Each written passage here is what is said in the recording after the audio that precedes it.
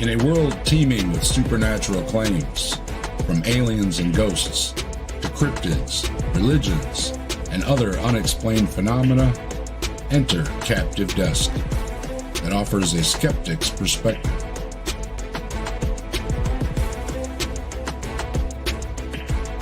Join us for engaging discussions, opinions, scientific analysis, and a dash of humor as we delve into the unknown, unravel the mysterious, and confront the otherworldly as we seek to distinguish fact from fiction at the Captive Desk.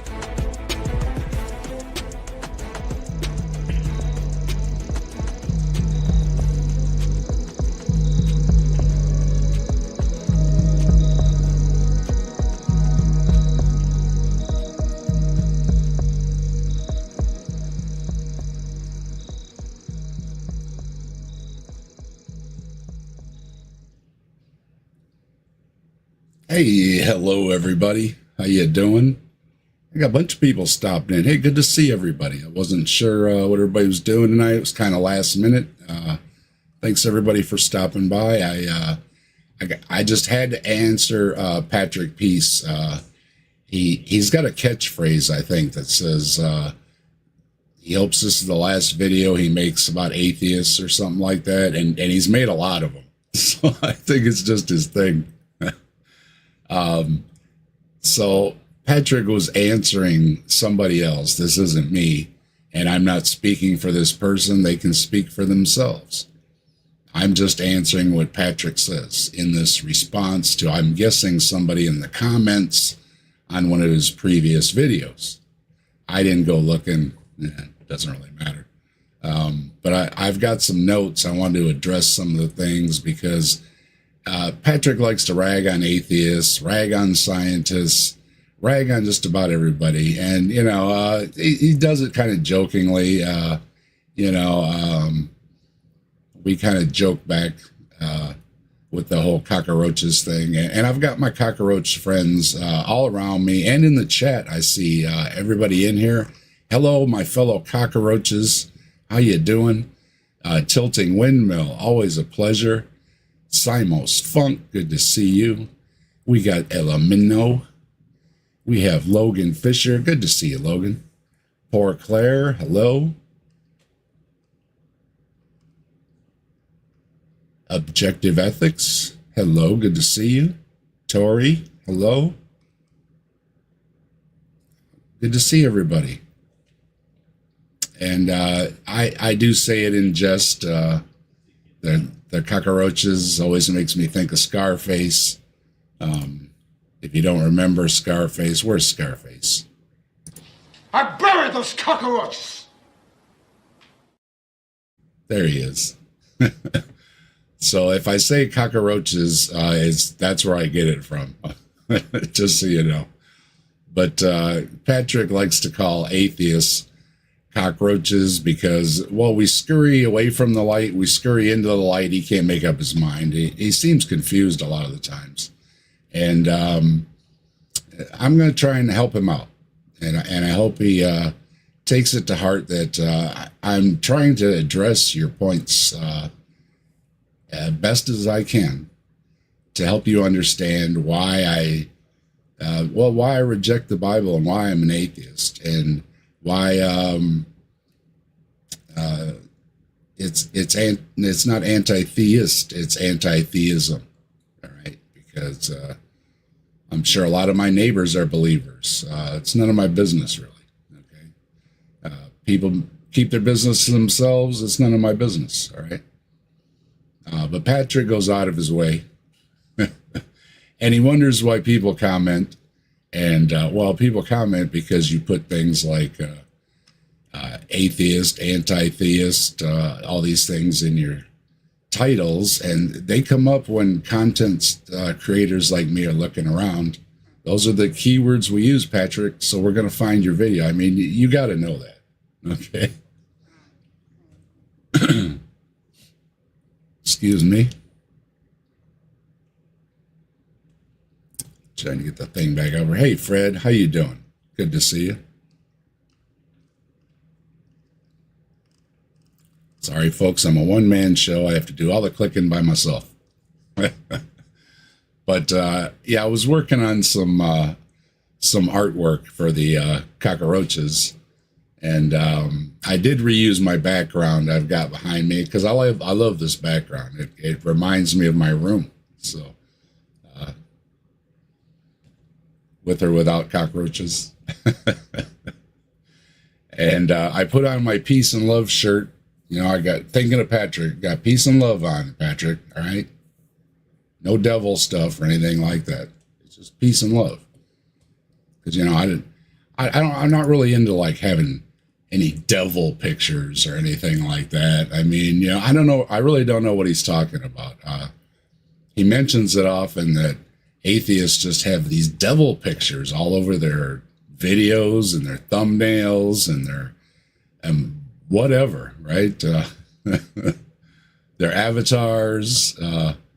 And I don't know what he's talking about. I have no idea. I mean, I just put up these smiling, happy little cockroaches. I have no idea what he's talking about. That there's devil imagery or anything like that. So I think again, you might be a little confused because I haven't seen it. All I've seen is, you know, some nice happy bugs. So without further ado, let's take a look and see what Patrick has to say.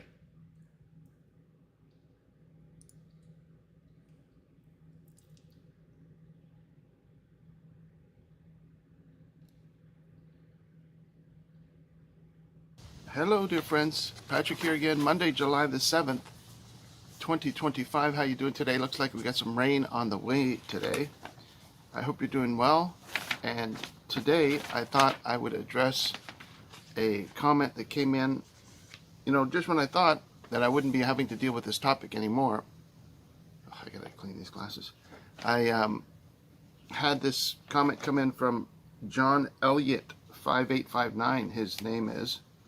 As typical, he's anonymous on the on his channel. He doesn't show his face and all that kind of stuff. And he's been going back and forth with some comments on one of my videos.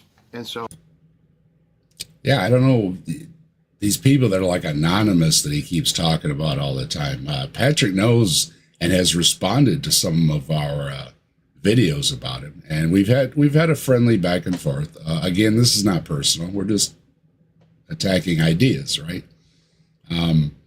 And he keeps saying, you know, we're all anonymous and we don't show our faces and all that. We don't put our names up or anything. You know, I'll have to look into that, Patrick. I haven't noticed it myself. In case you maybe need to clean your glasses a little better. Here I am. Hi. And there's my name. There it is. I'm getting better at this. I gotta go like towards my mic. Okay, I'm getting better. Notice my layout thing. I've been nailing that. I'm getting better. I really am.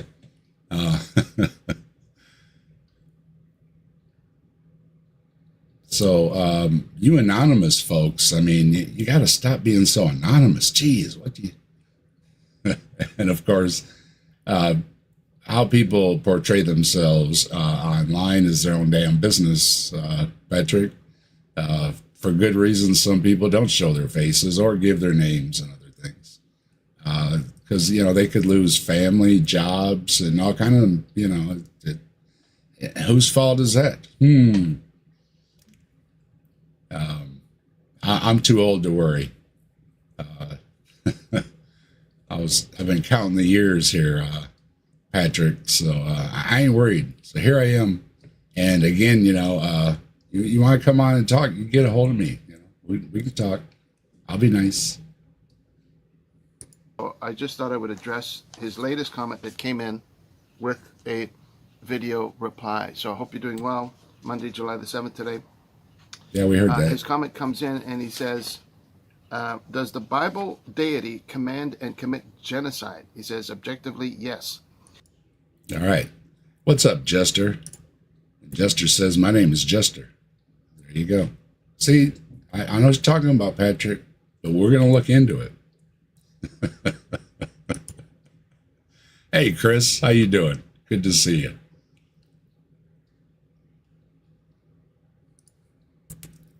You're growing up on us. I'm proud of you. Yeah, thank you. I'm really trying to get my act together a little bit here. My whole thing when I started on YouTube, I didn't know a dang thing.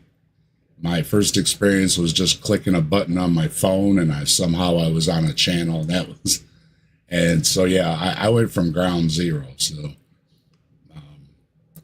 I try to improve a little bit. Like I say, throw some bugs in here on the video just for fun.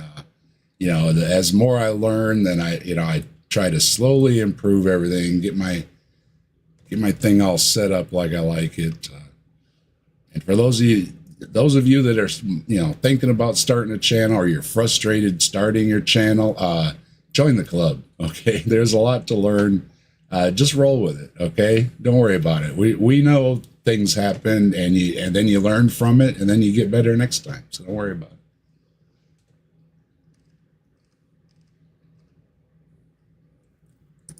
Does the deity promote misogyny in its scriptures? Objectively, yes, he puts in. All right, so he's got genocide and misogyny. And yeah, that's in the Bible. So how are you going to address that, Patrick?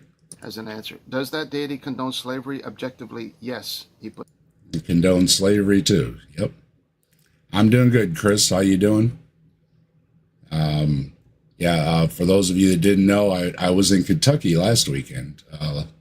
A week ago, this time, I was trying to get to bed early. I had all my stuff packed and everything, and a lot of folks have been talking about it all week. I see Chris was on a show. I think he is right now, as a matter of fact.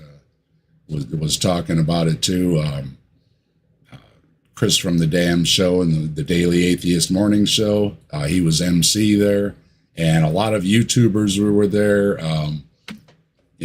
I talked about it on the Night Watch the other night. If you want to hear about my experience, if you didn't hear about it, that's basically what the Night Watch was the other night.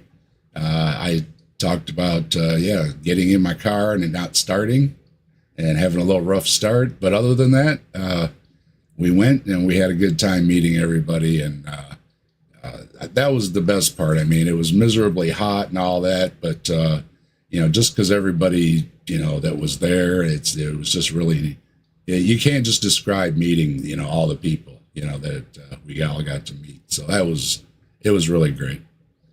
Yep. And I got on stage for a minute. Chris said, you want to get on stage for a minute? And I said, okay. And I just kind of hopped up there and said, great to meet everybody, and gave a shout out to Dan. Dan was going to try and get a hold of me, but he couldn't make it and everything. So I gave him a shout out anyways, hoping to meet up with him one of these days. I said, hey, Alan, I really couldn't go much more. Usually I don't have much of a problem talking, but when you're so stinking hot and standing in the sun, and your brain just starts literally getting fuzzy. So I just said, okay, just say hey to everybody, and say hey, Dan, and say thank you, and get back off before I, literally just started fuzzing out. But yeah, so great. Like I said, I've got videos of the protest. I've got pictures of the protest to come. I'm going to put them all together and get that posted. But I do have the videos out. And Chris also re-released a really good version of the protest. So I know a lot of the versions you might have seen were kind of rough, like with mine, just taking it from our phones and everything and moving around. Well, there's a good copy. Okay. Chris had some problems live streaming and everything, but somehow with something, they have a good copy. So if you haven't seen it, Chris just put it out. It's on his channel. Just, look, search Arc Protest, it'll come up. So there is a good copy. So if you haven't seen the good copy, there is one. And I have a copy of it too. I don't want to steal Chris's views or anything like that, but down the line, I'll put up the good copy too when I check with Chris and everything. And it might have been Ambushed Apostate 2 or something. They were all working together, And thanks everybody that managed to do whatever you did, that we do have a good copy of the protest. All right. So check that all out. And I'll keep you updated when it comes out and everything. What's in? My mind is against these things, which is one reason I don't worship or believe in this deity. And since I don't believe in that deity, I think we can safely say that Satan is out of the picture as well. Your thoughts seem clouded, Patty, he says, because I told him in his previous comments that he's... Hey, there's Patrick. How you doing, Patrick? Good evening to you. I'm doing well. How are you? Patrick is going to address genocide, slavery, and misogyny, and that he doesn't think that deity exists, but either way, he doesn't think it's worthy of worship.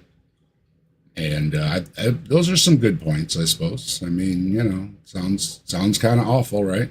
So, all right, Patrick, what you got to say?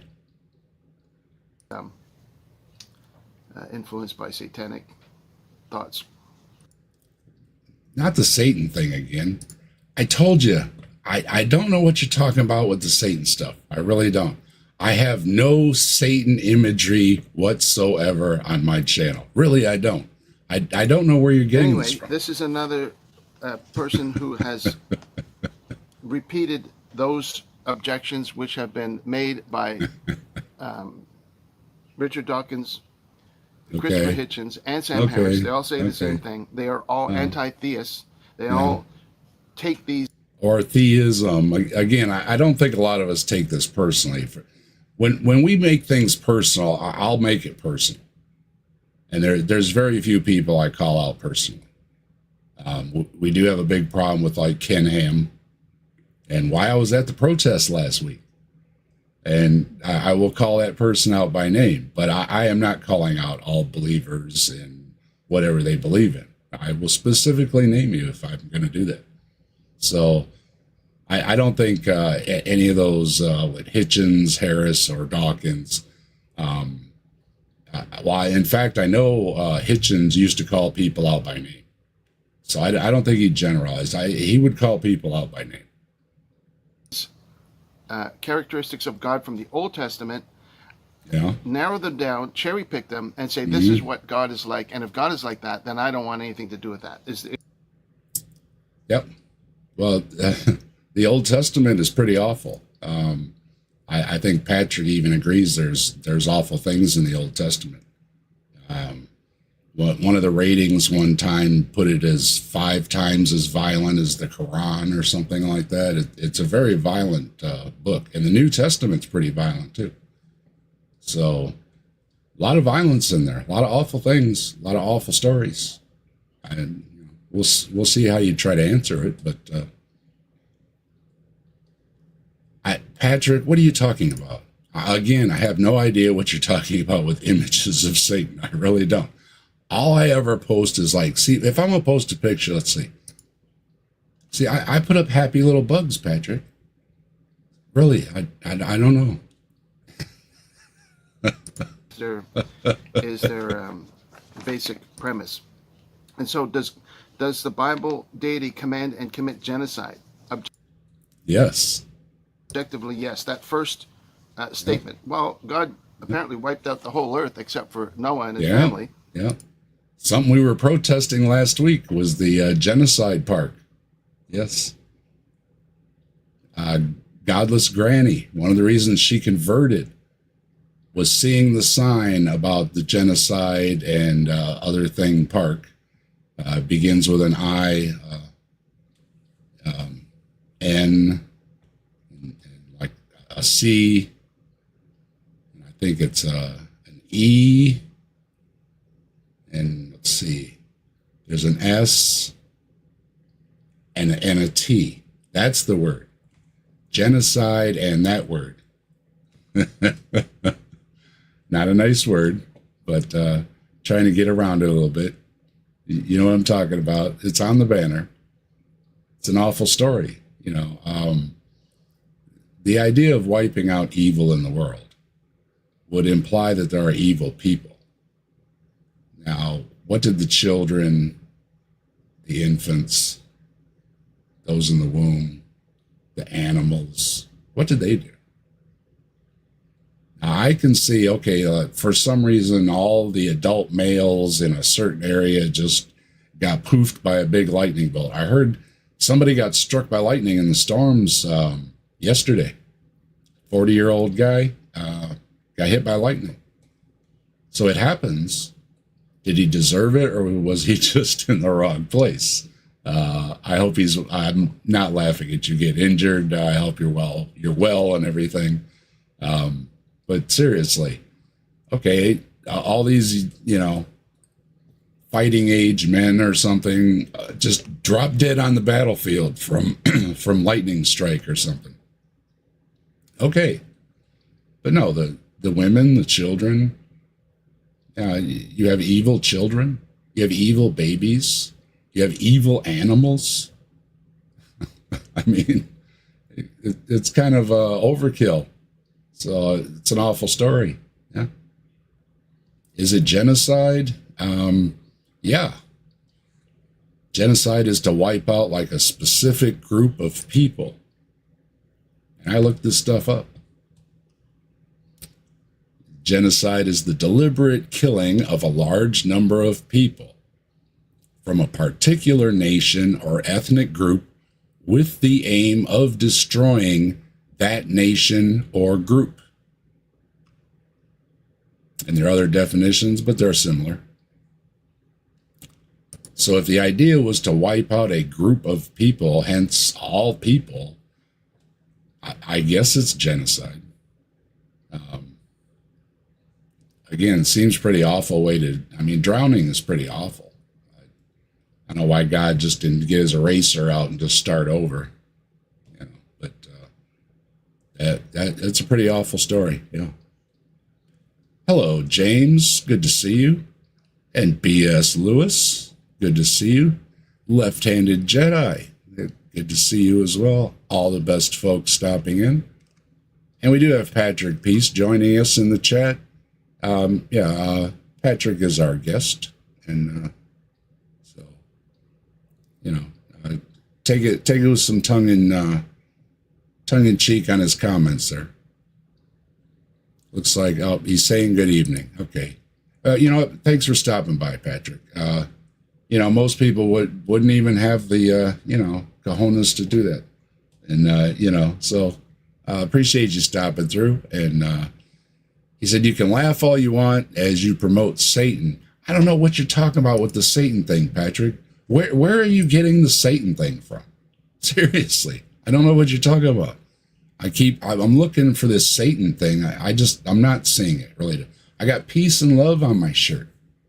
And we got cockroaches. Smiling, happy cockroaches. Let me put that picture up. See? We have smiling, I don't know where the Satan thing's coming from. You are a total evil scumbag. And I hope God rebukes you as you deserve. Good evening. Good evening. You just wished some wrath on me, and then you told me to have a good evening. Okay. We'll see you later, Patrick. Again, thanks for stopping by, Patrick. We have had a little fun back and forth with Patrick, and Owl on the Prowl. Hello, good to see you. And Geo Sam. Just caught your video the other day, Geo Sam. Always some good stuff. Appreciate it.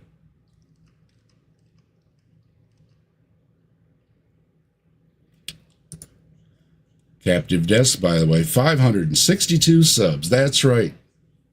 And thank you, every last one of you. I appreciate you. And, I check my numbers now and then, and I see you watching my videos, and it means a lot to me. It really does. If I had 500,000 and they weren't watching my stuff, it wouldn't mean anything. People watch my stuff. They leave me comments, and they send me messages and everything, and that's really great.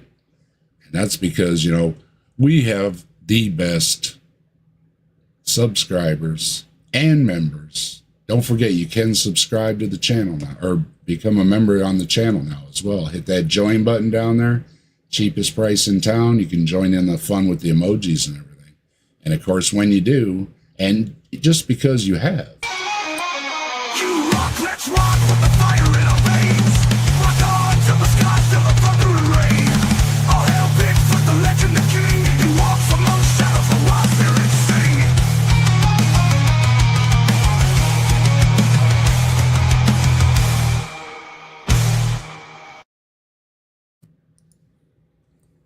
You rock. Yeah, so Patrick, he's got this hang up about this Satan thing. All I see is happy bugs. Does anybody see anything but happy bugs on my channel? Seriously. Well, I got to figure this out. I don't know where he's finding these things. If you call that a genocide, if you call wiping out a whole bunch of people a genocide, yes, he does. Yeah. Sip your coffee. Well, yeah, you know. Oh, yeah, wipe everybody out. I don't know. Just another day. He did. He also instructed Israelites to kill certain tribes. One example is the Nicolaitans that were sacrificing their children to fire as a sacrifice to appease Molech or whatever gods they happened to have at that time. And so the examples of genocide from the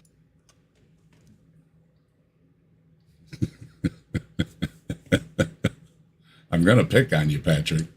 It's this. This is what you want. This is what you want. There we go. This is what you want. I don't know what this is. Old Testament are examples of God's wrath, God's judgment on evil people. Yeah, everybody. That's the point. It wasn't on the evil people. It was the men, women, children, infants, fetuses, and the animals. The animals always have to pay a price too. What the hell did they do, Patrick? Seriously? I mean, it's ridiculous. Bad animals. Just so evil. Eating that grass and looking at me, all evil. Keep that in mind for a second. The examples of God's genocide in the Old Testament. They're examples of God wiping out evil people, whether it's the entire. All right. Well, see, you're agreeing, Patrick. I don't know. I don't know how you think this is a winning argument. You're agreeing that it was genocide. So you're agreeing with the point that the God of the Old Testament committed or commanded, or both, genocide on numerous occasions. And I have in my notes, what was it? I think it was, and Samuel, this is in Samuel, 1 Samuel. Samuel said unto Saul, the Lord sent me to anoint thee to be king over his people. Now, what he wants you to do is, he wants you to go kill everybody. He said, go and smite Amalek and utterly destroy all that they have, and spare them not, but slay both man and woman, infant and suckling, ox and sheep, camel and ass. I'm not cussing, that's in the Bible. So he goes on about his way and does a bunch of stuff, but he brings back the king and some animals, or say he didn't slaughter everything, and then God's all mad he didn't slaughter every last one. So he slaughters the king and goes and sacrifices all the animals or whatever. And then was something about he doesn't become king because he didn't kill every last dang thing. Yeah, he was ordered to commit genocide. Leave nothing. Nothing.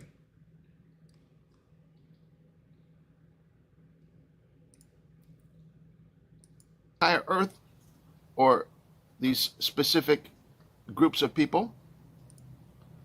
That was the characteristics of those events. People doing evil, God coming along, that's not going to go, that's not going to fly, and we see the result. And those stories, those historical stories that were put down by Moses are... Yeah. They're pretty much people agree that there wasn't any Moses. And, yeah. Yep. Yeah, what did the giraffes do, right? The evil babies, women, cattle, drowned. Yeah, that's another one.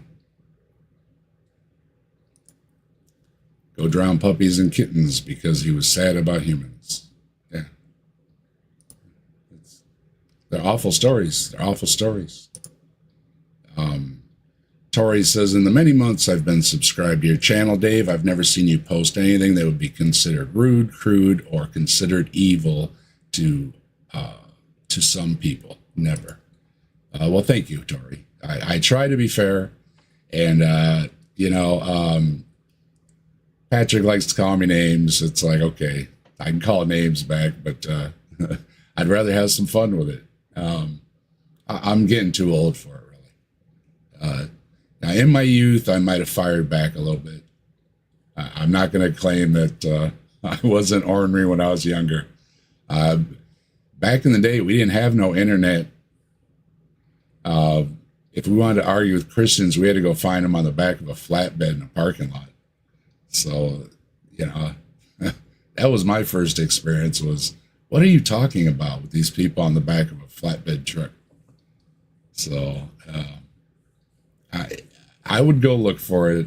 Well, I mean, they showed up where we were, so I guess I didn't go really looking for it. But they would show up in the parking lots where the young people would hang out, around the arcades and everything.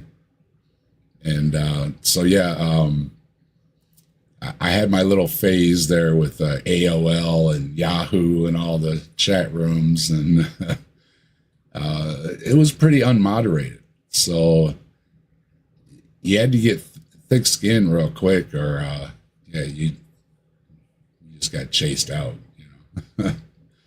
But now, like a lot of us have said, how many times can you make videos about the Kalam argument and different things?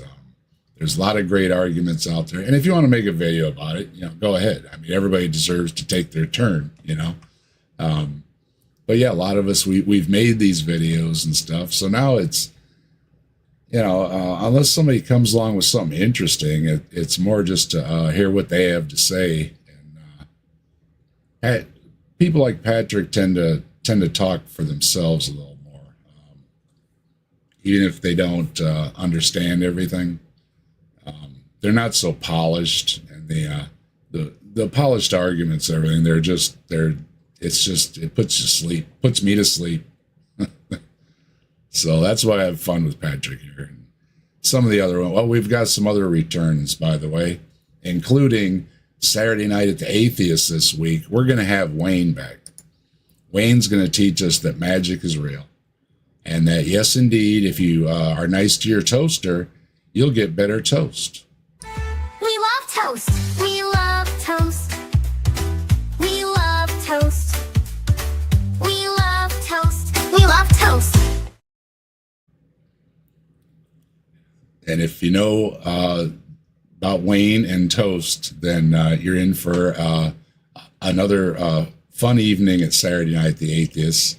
And if you don't know about it, you should check it out, because we have a lot of fun talking about toast when Wayne gets started. And not only is it part of all this block time universe thing he's got going, but it also makes magic real. So who knew? I mean, I spent all that time at the magic shop buying tricks, and then they take you in the back and teach you how to do it. And it was really neat in my youth. I mean, I loved that stuff. And here, all I had to do was just wish it and want it, I mean, it would have saved me a lot of time and money. But we're going to have a lot of fun with that on Saturday. And we've also got a couple other folks that are going to make returns to Saturday night at the Atheists. A couple other folks have been putting out some content that we've covered before. And yeah, they're on my radar. So we're going to have fun with that too. So, and speaking of, we should be I have to check the count and what the date was, but we should be coming up on about a year of Saturday Night at the Atheist. So hang on. I got to make a note about that. Check 1 year. Yeah, so everybody that comes by every week and joins us for Saturday Night at the Atheists, thank you very much. And yeah, more to come. We'll be coming up on year 2. So that'll be sweet too. Instructional stories for humanity today, obviously, right? Now, a basis of morality, my argument in the previous comments was that God gave Moses the 10 Commandments, the written 10 Commandments on, Well, first of all, again, the writings of Moses don't seem to be anybody that was Moses. The big question about the existence of a lot of names in the Bible. And then as far as these stone tablets, I haven't seen them. tablets of stone. God didn't give all these other details to Moses on tablets of stone. The moral law of the 10 Commandments was written down. Moses delivered them to the children of Israel. But all this other stuff, Moses is in contact with God, and Moses is trying to teach. Is this supposedly when he's all by himself and somebody's talking to him, or a bush is talking to him, or whatever? With everybody gathered around, Moses had to skedaddle up the mountain or whatever and go talk to God all by himself. And somebody else had to stare into a hat and look at the golden plates. And somebody else was in a cave when the angel came and told him all about what to put in the Quran. And it's very convenient, isn't it, that God only shows up and talks to this one person when there's tens of thousands of people standing at the base of the mountain or in the town next to the mountain, whatever. No. Just believe what this one person says that's a little bit odd to begin with, or maybe didn't even exist and is just part of a story. That's another problem, Patrick. And I say, I'm not picking favorites here. Pick a religion. Seems to be you have to believe what one person says, or a group of prophets that are in the same group. The children of Israel how to have proper this and proper that and proper hygiene and all the rest. Proper hygiene. Yeah, they had great hygiene back then. Of it is Moses' interpretation of God's instructions to the people. Now, when Christ came, Christ said, you look to Moses for your salvation. You're looking to Moses for your instruction, but a greater than Moses is here. He said, and see, right there's confusion, Patrick. You just said you got the 10 Commandments in stone, and now you're saying, well, are you supposed to listen to what God told Moses or not? Oh, no, now you're not supposed to listen. Well, then what was the purpose of that? There's another problem. This new covenant thing. God hands down the rules. Then says, well, now we're going to do it this way. And then along comes another one, and the Quran says, well, no, there's another, God's got one more thing to say. Oh, okay. And then, branches like Mormons and everything. Well, wait a minute, there's another book here. We got another little addition here. God had one more thing to say. When is God going to be done having one more thing to say, Patrick? We got the the new Mahdi that's running around with his little cult. He's declaring himself the second coming. Is he going to be the next addition to God's word? there's a new covenant here now. And in fact, in the New Testament, there's an example where the followers of Christ are asking Christ if they should genocide their enemies. Yeah, because it seemed to be the thing to do, didn't it? What's up, Hazo? How you doing, man? Good to see you. And we've got Simply Secular Dave. Are they sure that it wasn't 10 Commandments Moses? Yes. And of course, oh, dang it. Mel Brooks, famously with the 15, 10 commandments, right? Yeah. And why did it have to be 10? And why are, 4 or 5 of them or whatever repeats of the same thing? It's all about me, and it seemed kind of a really petty document. But what's up, Dave? Good to see you. Thanks for stopping by. And Justin, hello, Justin here too. Trying to see, it flies by fast in that little box there. Say hello to everybody. Hello, everybody. Yeah, all hail Bigfoot. Did you see my Bigfoot video, Azo? I stopped and saw Nelson, the big wood-carved Bigfoot. That's also on my channel. I saw that on the way to the Ark. It was a little side trip. Figured, hey, it's on the way. It's about halfway there, give or take. Little side trip. And yes, I posted that too. So you go check. I've got it on my Grassman channel too.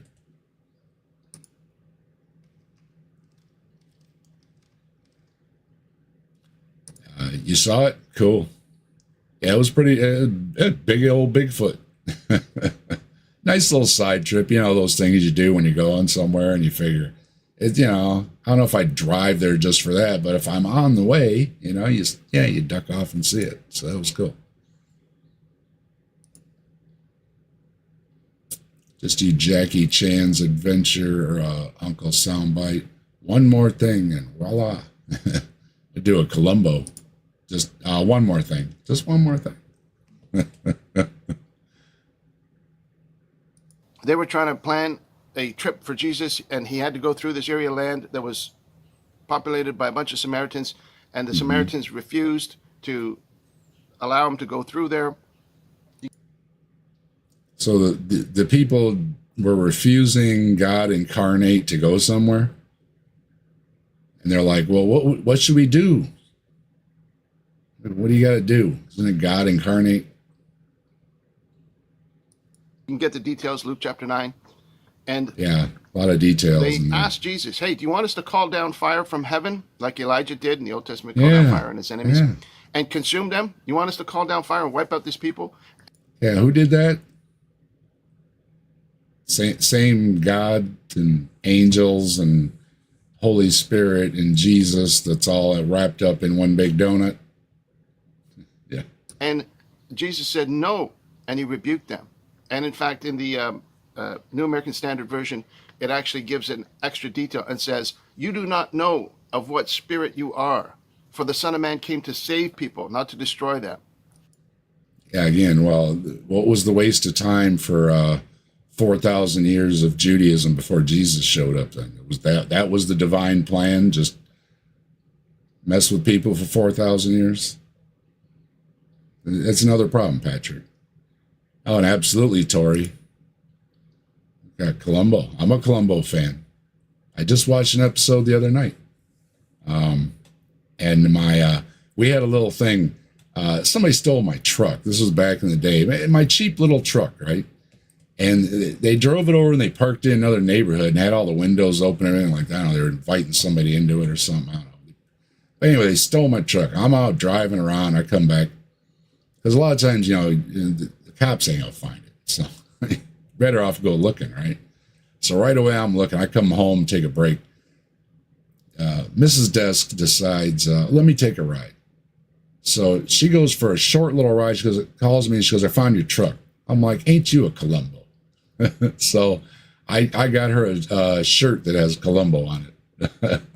Because, she sniffed out my truck. I had to, they broke the steering column and broke the little tabby thing for the back window to get in and that. But otherwise, I was expecting like the battery to be gone, the converter to be gone, something, but no, it was just some idiot, screwing with me.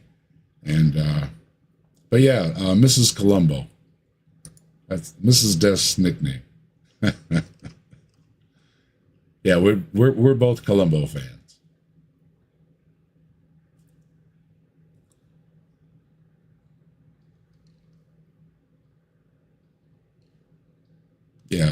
Yeah, Jesus can't do it. It's like, oh, what are we gonna do, Jesus? Yeah, you're right, Justin. There's just so many problems in these stories.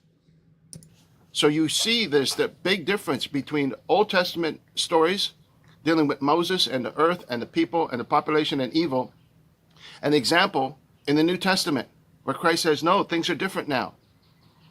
Now we're in a new covenant with humanity. I've come to save the world, not to destroy the world.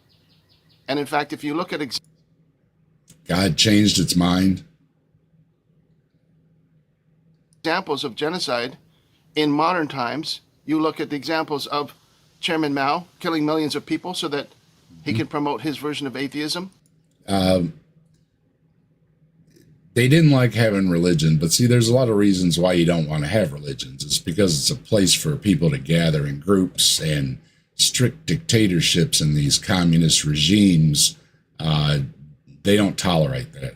So, yes, they went after religions. They went after a lot of organizations. They went after a lot of groups of people because it was they were horrible regimes. I mean, but it's not atheism. I mean, they're not doing it because I don't believe in God. So no, it's whether you're an atheist or not. If you're a horrible person, you're a horrible person. And you give plenty of examples of horrible religious people, and religious people will say, "But that's not everybody." Well, same thing. Okay, I have no desire to rule the world, right? I plan it every night, but I wake up the next day and I go, no. So, if you're going to play the generalized game, Patrick, I can do it too. Or Lenin, the millions that he killed, or Stalin, the millions that he killed. Yeah, These are modern day genocides against innocent people. And beyond genocide, I mean, indiscriminate genocide, is that a word? It didn't really matter. Yes, they went after groups of people, but they also went after anybody that just looked at them wrong. And similar to Jesus, giving the Roman rule the finger, walking around saying, I'm all that and everything. Quick way to get yourself put up on a tree. Good evening, Neil. We got Neil the atheist stopping through. Hello, Neil. Good to see you. Yeah, I will be on with Neil on Skeptic Haven August 3rd. I'm looking forward to it. I've been on Neil's show a few times, and it's always a good time hanging out with Neil. And we have fun. We talk about Bigfoot and everything. It's really cool. So looking forward to it.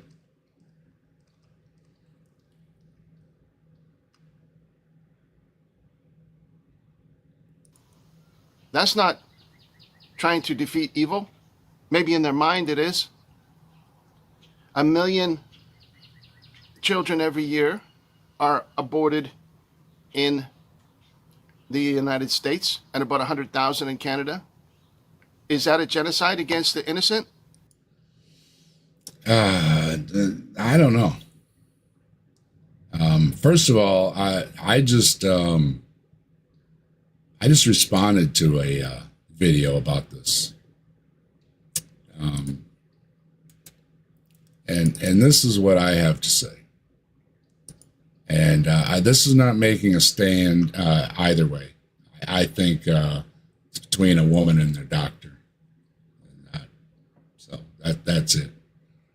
But I replied to somebody else talking about this topic that 10 to 50%, 10 to 50%, depending on the study and the age groups and stuff like that, but 10 to 50% of confirmed pregnancies infertile women and in spontaneous abortion, also known as miscarriages. This loss typically occurs between 20 weeks of gestation, with the majority happening in the first trimester. In comparison, most induced abortions are also in the first trimester as well. That aligns with what happens naturally. Or, in your view, because this person's religious, Christian, or in your view, by your Creator God to be that way naturally. If human intervention achieves the same thing that happens naturally, or again, by design, by a creator, in your view, there is no issue I can see other than wanting to deflect that in the USA, where a lot of Christians live, they get 2/3 of the abortions. Source, Statista. There you go, Patrick. People say, "Oh no, that's of course not." Atheists will say, "Oh, that's just a clump of cells," you know. No, atheists do not believe in God. Stop doing this, Patrick. Just stop. Doesn't make us doctors or scientists or being pro-life or not or whatever. No, has nothing to do with it. And there are atheists that can be pro-life.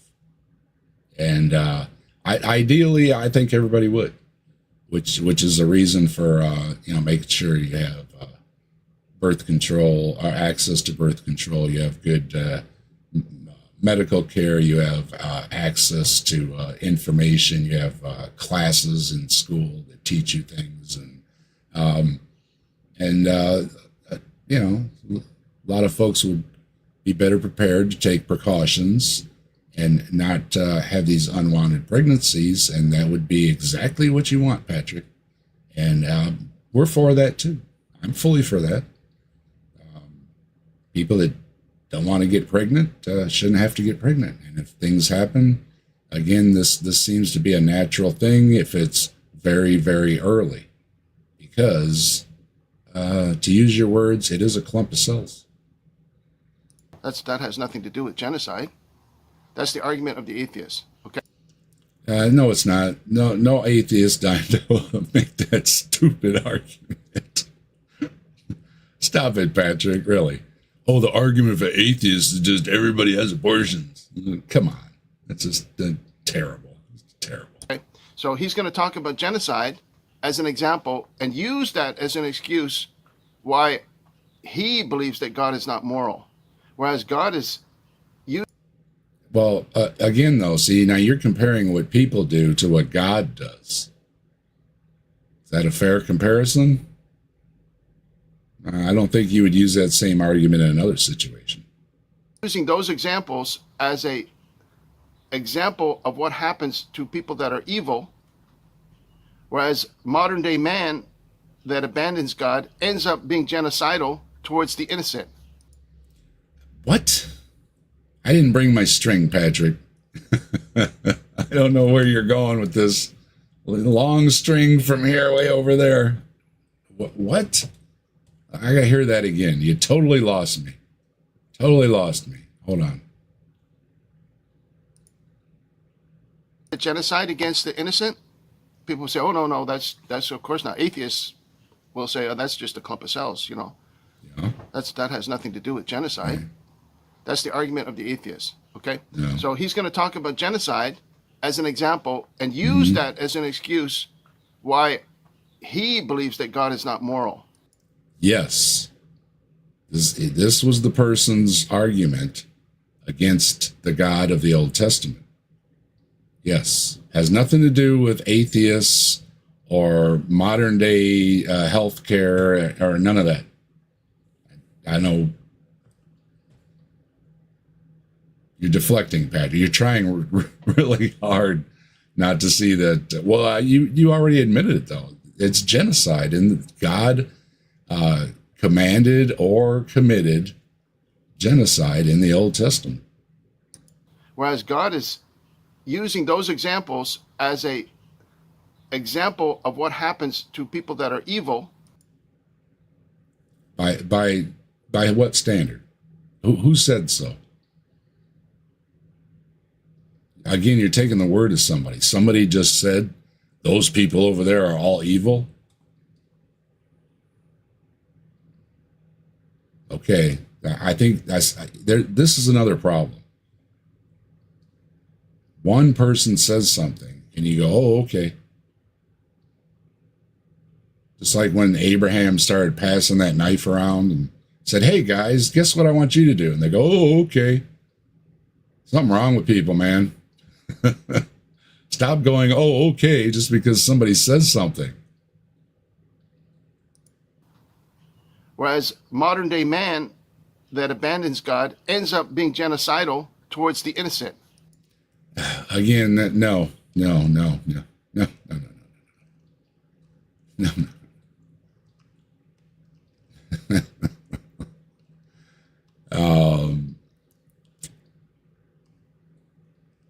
I was just checking the chat real quick. Hello, if I missed anybody. Yeah, that's okay. A lot of good conversations back and forth. Very nice. I do appreciate the chat as well. So yeah, everything is good for the channel when everybody's having a good time and discussing things and talking about things and having a good time, being civil. I love it.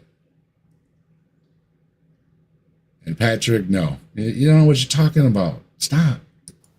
You have to be honest with how you're looking at scripture. And this person is obviously not honest. He calls him. Now you're saying the person isn't honest after you agreed that it was genocide.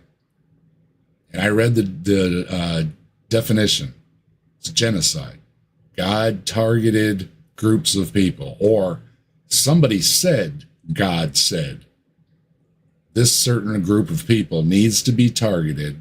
And in an effort, the extended definitions for genocide are like to wipe out an entire political movement, religious movement, stuff like that, but, you know, expanded to the group definition. But yeah, groups of people. And you admitted to it. That's genocide. They picked out a group of people and said, wipe them out. And you're going to justify it by saying, well, God was teaching them a lesson? Okay.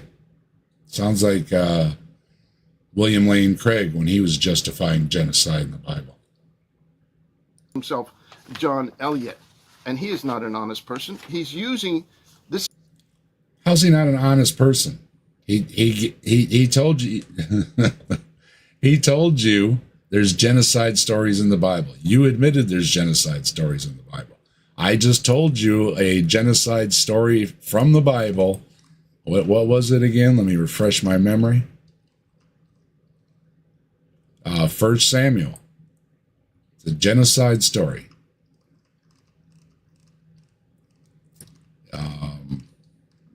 Scroll down.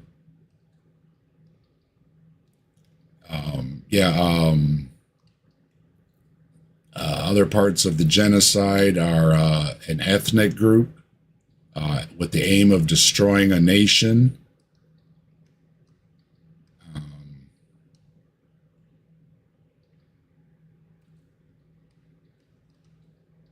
Genocide is violence that targets individuals because of their membership of a group and aims at the destruction of a people. Wipe it out is genocide. And it goes back to a Polish Jewish lawyer, Raphael Lemkin. He coined the term genocide between 1941 and 1943. It comes from combining a Greek word and a Latin suffix. I'm not going to try to pronounce it. But that's where you get the word from. And yeah, we all know that what was happening in that time. And the central definition of genocide, according to Lemkin, was the destruction of a nation or of an ethnic group. So it's to annihilate, remove. And now you're saying, well, God had to teach him a lesson. Well, once again, I will grant you if Young men fell on the battlefield for some weird reason. But when you're talking about women, children, infants, sucklings, animals, all that, how's that teaching them a lesson? That's the best God could do. How about God just shows up and say, knock it off, I'm God? You know, it seems these are tribal instances of one group wanting to get rid of another. I don't see why God would do it. You apparently think that God had every reason to do it. I think if I was God, there'd be a lot of other ways to do it, including just, not commanding all this genocide and wars and slavery and all these things for 4,000 years until he decided, well, now I'm going to send Jesus. It's just another big problem. You're trying to rely on, well, now we got Jesus. But you're leaving out 4,000 years of your history, so to speak, that God wanted it that way. Excuse that he's probably heard from the bigwig atheists like Dawkins and Harris and Hitchens. The puppies are scratching at me here. And I like the puppies. And we got Jester dropping a super chat. I've never found unalive folk great at learning. Me neither. And thanks for the super chat, Jester. You rock, let's rock with the fire in our veins. Rock on to the skies, to the thunder and rain. All hail Bigfoot, the legend, the king. He walks among shadows, the wild spirits sing.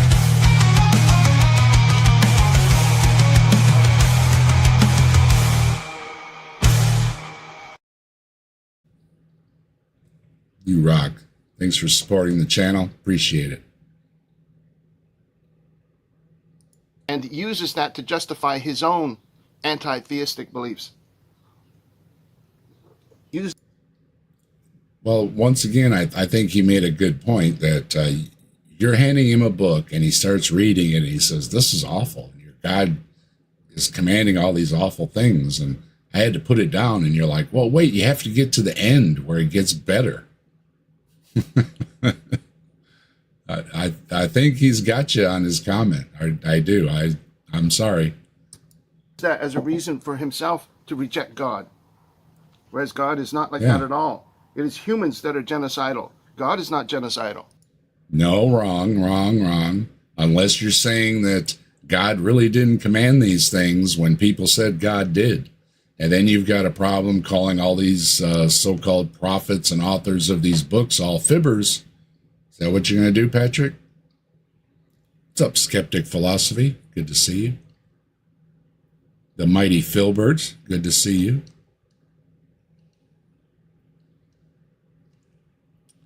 Anita, good to see you. So many great folks stopping through. Appreciate everybody stopping by.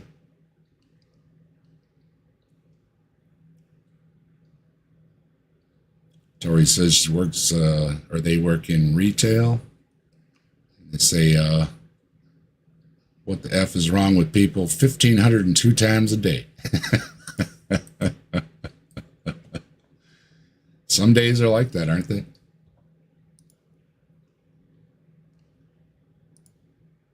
I missed the part where Patrick lived up to his last name. Yeah, he does get comments, and he just, I don't know. You know, he is what he is, I guess.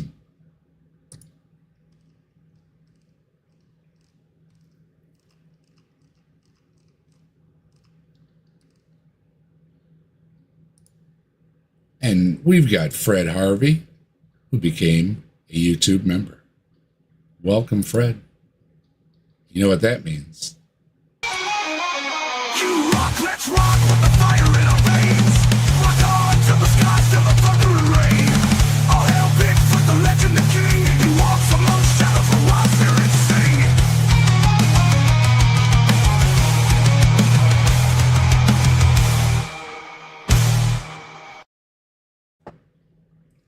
You rock, Fred. Thank you very much for supporting the channel. And enjoy those emojis. And Pixie Storms, good evening. Yeah, good evening, pretty shiny people. Same to you, Pixie. Always good to see you. Pixie always brightens up a room.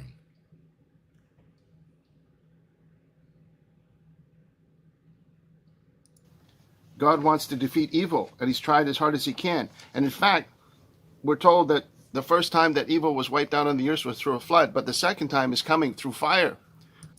Oh boy, he's got it all figured out. He's going to roast us next time. Drowning wasn't good enough. I've got to remind you of something here, Patrick, as well.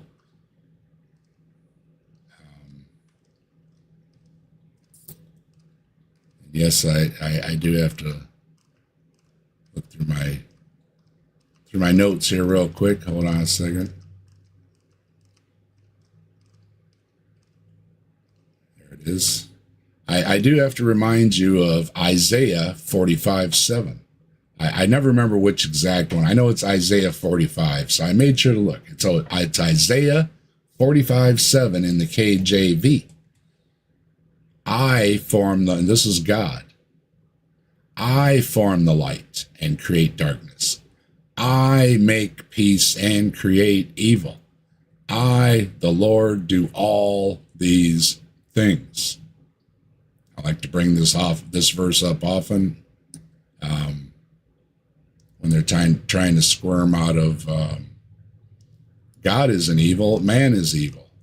Well, according to your book, it says that your God creates evil, creates it.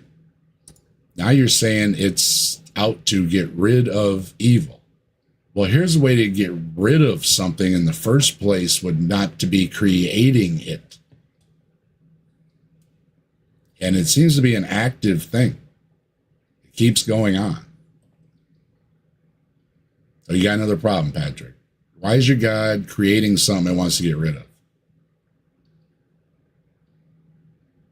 And this is where the Bible and science agrees that one day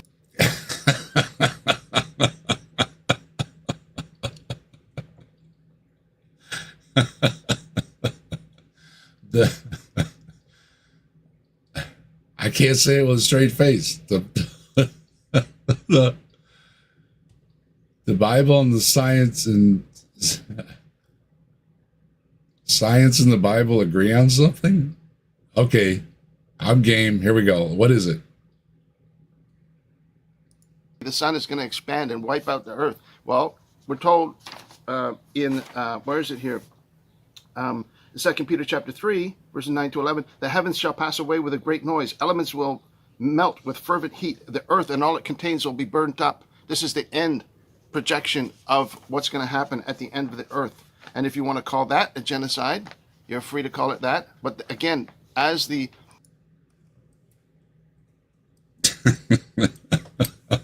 Patrick, first of all, when the second coming, that's going to be the new earth. All right. So if there's going to be a new earth, where's it going to be? Is there going to be a new sun too? You got to explain this, because that's explaining the earth is going to be restored. Basically, there's going to be a new heaven and there's going to be a new earth. Okay. Now, if you're talking about when the sun starts running out of fuel and I think we're like halfway through, so another 4 billion years, and the way I understand it, the earth is going to be sterilized, and then that's going to be the end. I thought you weren't supposed to know when that's going to be. Now you know when it's. Too many problems, Patrick. Too many problems. Not enough string. Not enough string. Elbows up, Ollie.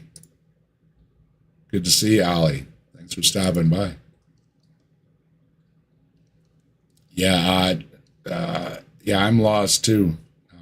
Chat.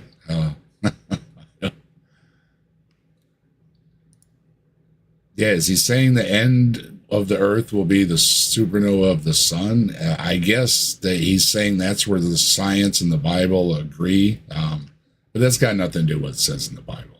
It's about the And besides, they thought that that was going to happen 2,000 years ago with Jesus. Jesus was supposed to usher in the Son of Man. Didn't happen. Evil prevails in the world and expands throughout the world. The end will come, and this is described in... It's got nothing to do with the amount of evil, Patrick. The stars have a certain amount of fuel, depending on what size they are and how stable they are and all that blah, blah, blah, blah, buzz. Yeah, they run for so long and then they don't. This is the way of things.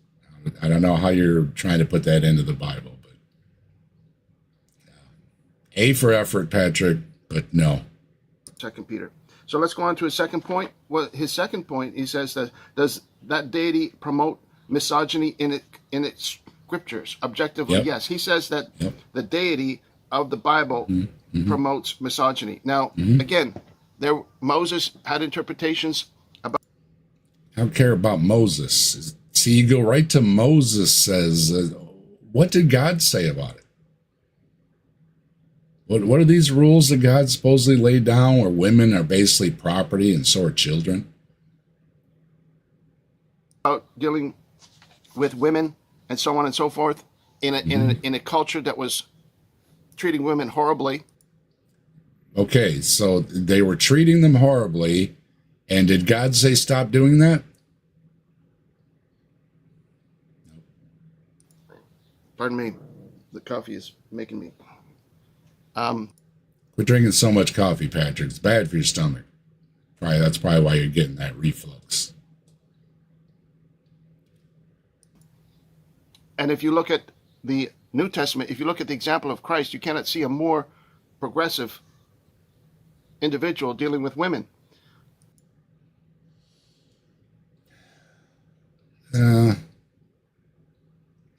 This again, fuzzy area. Now, if we want to look up let me go on for a minute here too. Then I'll pull it up. The woman that was caught in adultery, Christ said, did no one... Yeah, the woman at the well story seems to be added in later. It doesn't seem to be anything that ever really happened. But okay. Condemn you? I don't condemn you either. Go and sin no more. The woman that came to him and was washing... I think he said, is there anyone among you that is without sin? Let them cast the first stone. And nobody could. So then she left. But I mean, they could have picked up the stones, which is what they were used to doing. And how Jesus prevented that when it was like swift justice on the street days, I don't know. He just, all of a sudden they had empathy or something. It's an odd story anyway. Good evening, AJ. How you doing?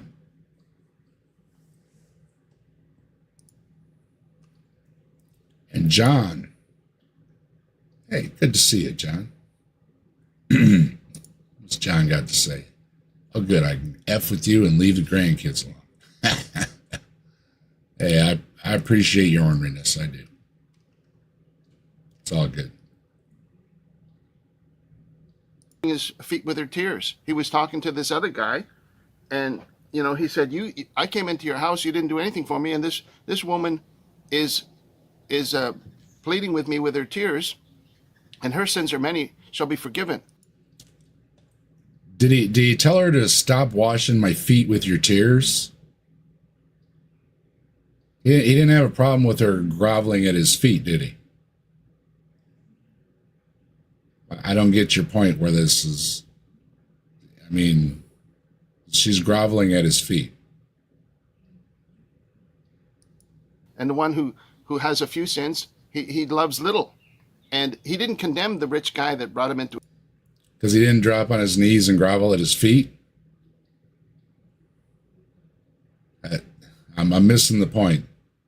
I understand there's a lot of, groveling at the feet and washing of the feet and all this stuff is, symbolism and everything. And but I don't see how it wasn't misogyny.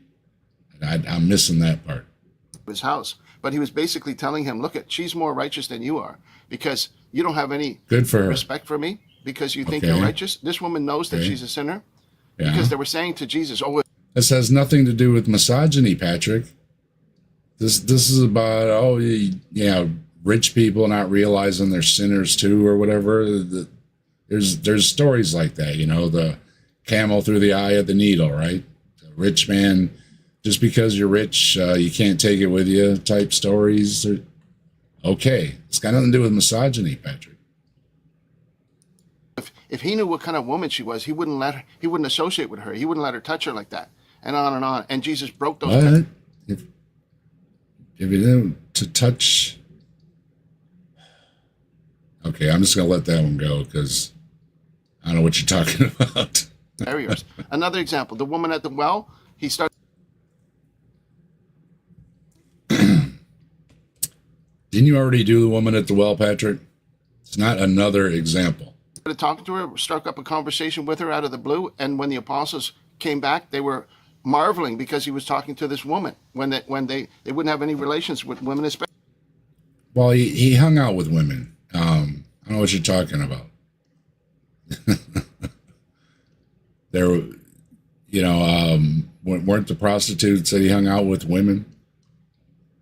Hello, Deviant. Good to see you. Thanks for stopping by. I'm pretty sure Jesus hung out with women and Mary Magdalene and everything. He talked to her. So I don't know what you're talking about. Oh, he's talking to a woman. Jesus seemed to talk to women. Especially a Samaritan woman, and Jesus didn't go by that. So Jesus had no problem treating women on an equal footing. Really? Women be submissive to your husbands and all that kind of stuff? Okay. Keep trying, Patrick. Keep trying. And Let's having the apostle take care of his mom at the cross, and on and on. Many stories like that. Oh, okay. And in fact, take care of my mother at the crucifixion. What's that got to do with misogyny? I mean, you can be misogynistic and still tell somebody, hey, take care of my mother. I don't forget, we're told from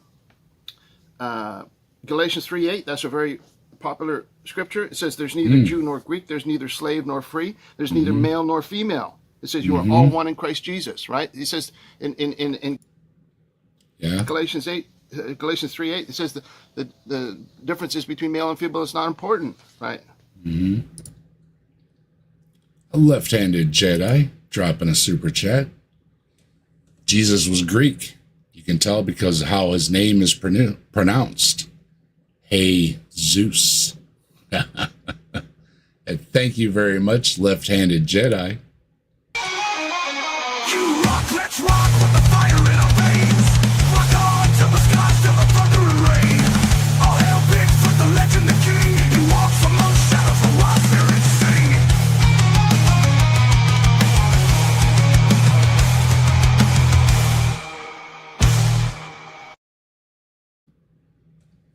You rock. Thanks for supporting the channel. Much appreciated. You like my little song? I've got a couple little songs.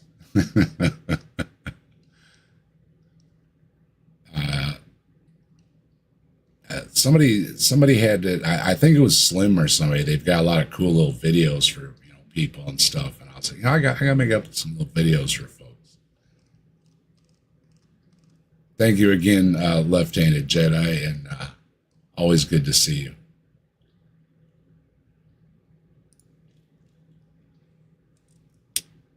Windmill's great supporter of the channel too. You rock, left-handed Jedi. And Fred's got to go. Got an appointment. Hey, rock on. Rock on to you, Fred. Have a good one. So, that his whole argument there about about misogyny is wrong. What is misogyny today? Who promotes misogyny today? Is it Religions.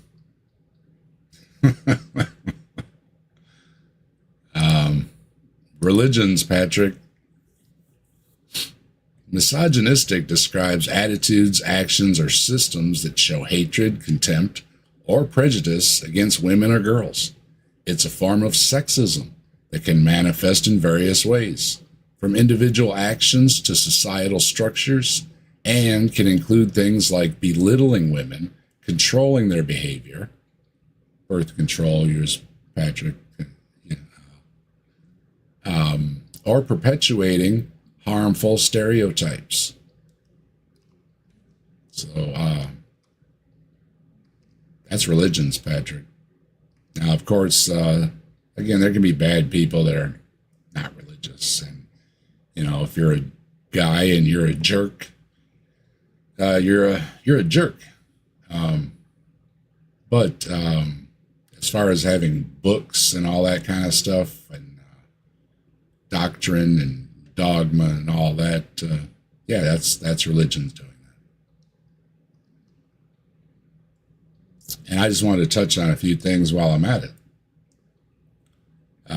Let's see. We have the Old Testament, of course. We've got the story of Adam and Eve. Eve was created to be Adam's helper.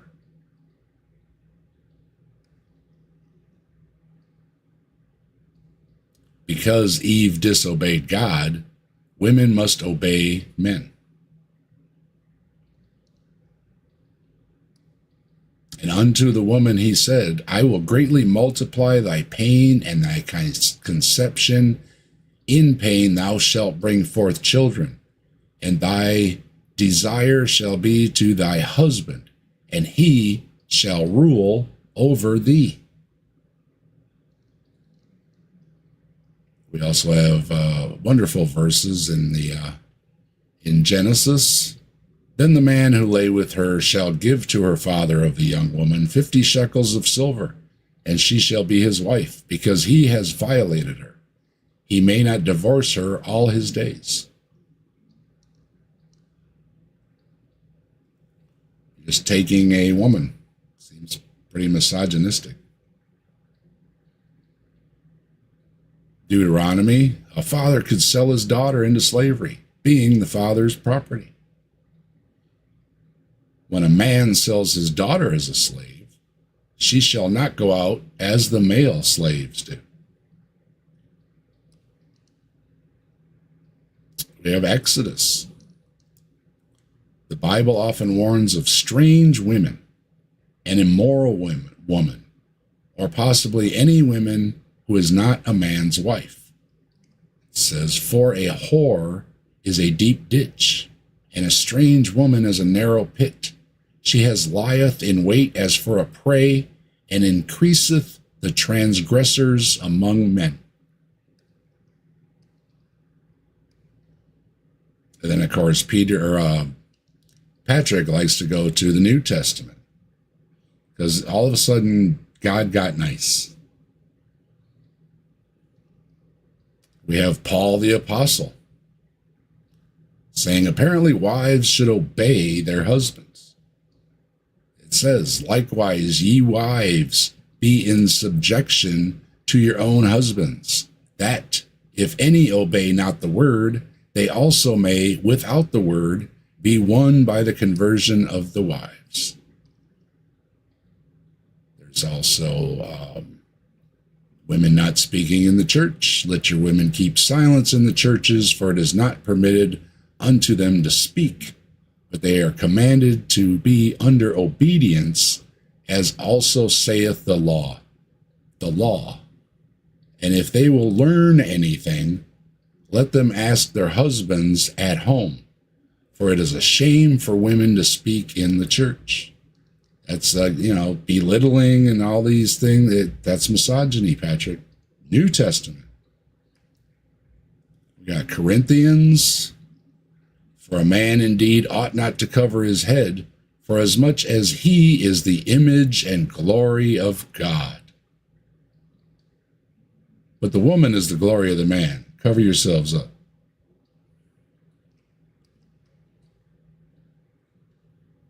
For the man is not of the woman, but the woman of the man.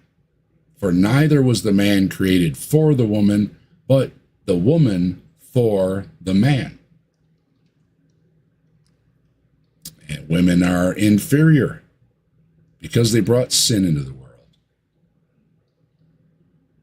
This is also Corinthians. A woman should learn in quietness and full submission. I do not permit a woman to teach or to assume authority over a man. She must be quiet. For Adam was formed first, then Eve. And Adam was not the one deceived. It was the woman who was deceived and became a sinner. But women will be saved through childbearing if they continue in faith, love, and holiness with propriety. See, if you're just happy about all the pain you go through in childbirth, then God is happy. And Timothy, a woman's place is in the home and should know their place. The older women can urge the younger women to love their husbands and children, to be self-controlled and pure, to be busy at home, to be kind, and to be subject to their husbands, so that no one will malign the word of God. And there's more. I'm not going to read them all. I'm scrolling. Okay. No, Patrick, plenty in the New Testament as well. Hello, Ember. I was watching Ember earlier. I didn't. I had to talk about this though. So.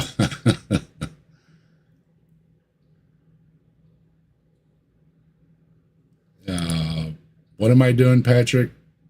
Dave switches from the behavior and words of Christ to the letters of the apostles, just like the misogyny of Muslims. And you said it was only Old Testament. I was reading stuff from the New Testament.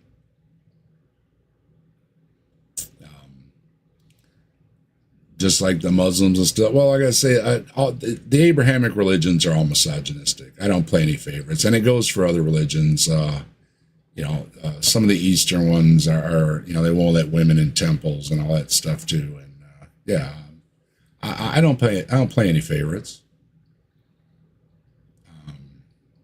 From the behavior and words of Christ. Well, see, again, Christ goes both ways. I mean, Christ says, love your neighbor. And he also says, if you don't hate everyone, you're not worthy to follow me. So he's kind of hard to follow, Patrick.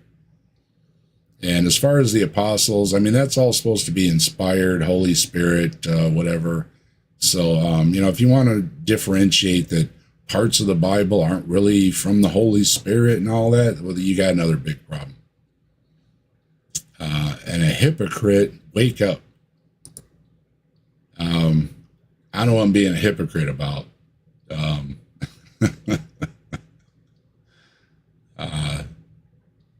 don't know. What am I being a hypocrite about? You gotta specify, Patrick. Thanks for stopping by. Okay, serious question. How do you feel as being a promoter and representative of Satan? I told you before, Patrick, I don't know where you're getting the Satan stuff. I really don't. My shirt says peace and love. See? Peace and love, Patrick. Where are you getting all the devil stuff? I know you mistook my Grim Reaper thing, and I explained to you why the Grim Reaper statue is on my captive desk. And I got it. Where is it? I know Patrick probably have a cow about it. It's my Grim Reaper. Okay, that's my Grim Reaper. Okay. And the Grim Reaper, I told you the story. I got it because I lost my parents and my only sibling in a matter of a few years. And I just realized my place in the queue. So the Grim Reaper sits there getting the middle finger until he wins out. But so far, so good. You know, F that Grim Reaper. But I don't do anything for Satan, and I don't know what doing anything for Satan would be. I don't know. I tell people I'm pretty good with the Christians and everything. I'm married. I've only been married once. My kids are mine. You know, I did all the good things. You know, I'm kind of old school. You know, I got down on one knee and proposed and all that good stuff. And, you know, so, and I know you like rock music, Patrick. So, you know, so do I. Weren't you singing, I think you sang a Rush song or something? I saw Rush. I was right up under Geddy Lee's shadow. I was that close. It was a great show. Let's see. I don't know, Patrick. I told you I don't have any satanic stuff on my channel. I did have some flames here and there, just joking around. But all this satanic imagery, I just don't know where you're seeing it. I told you before, when I put up pictures, it's like this. It's happy, smiling bugs. I thought they were really cute. What's the other one? This one's pretty cute, too. Because I was just having a whole, you know, fun with the cockroach thing. So I don't know what the serious question is. Let's try again. You fake laugh. I don't have to fake laugh.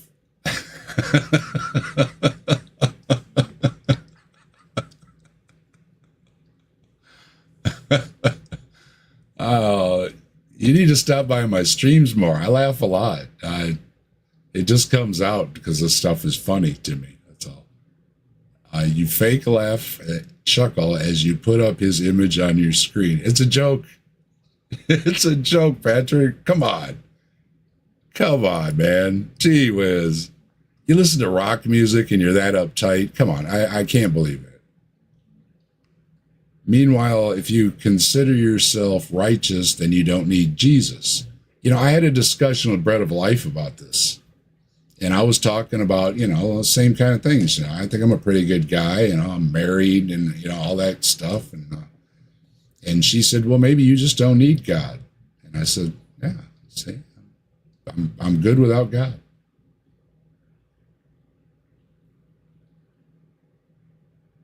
So if that means I'm righteous, again, I can agree with Jesus being an activist and speaking out for the poor and the class system, and a lot of people have. The Buddha did, Gandhi did. There's a lot of people that did. I mean, I could probably look the names up all night long. I don't have it prepared, but sure, plenty of people spoke out, and I support that. And I support people that do it today. People are being unjustly treated or, you know, anything like that, should speak out. So I'm good with Jesus as far as that goes.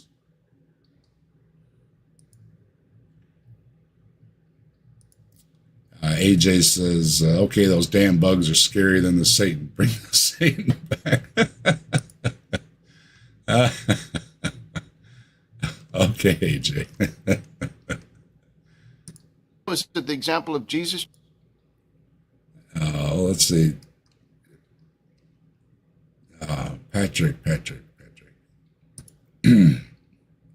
Your conscience is defiled and you have not clue to the freedom you could have in Christ, and instead you chose Satan. No, see, again, we just agreed I'm good with Jesus. I don't know what being good with Satan would even mean. I have no clue what that means. I was just at the ARC protest. It was 95 degrees in the shade. The humidity was about 200%. We roasted. Not a fan of the heat. So that's the only thing I can associate with the big red guy.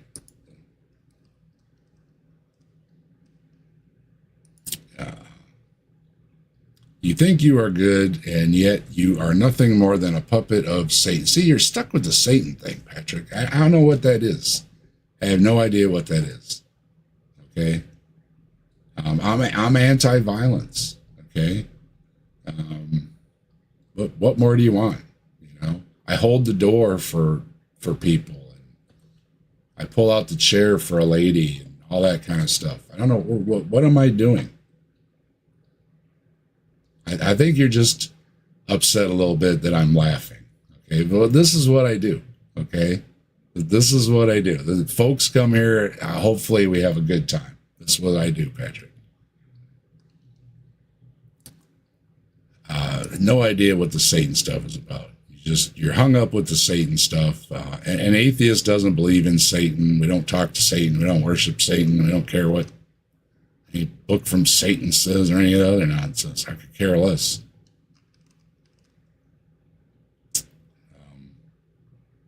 You're just stuck on the Satan thing, Patrick. And again, I told you, I don't have any Satan imagery on my channel. It's just bugs or Bigfoots or stuff like that, really. I mean, treating women with respect, and the instructions of the apostle saying that male and female is united together in Christ.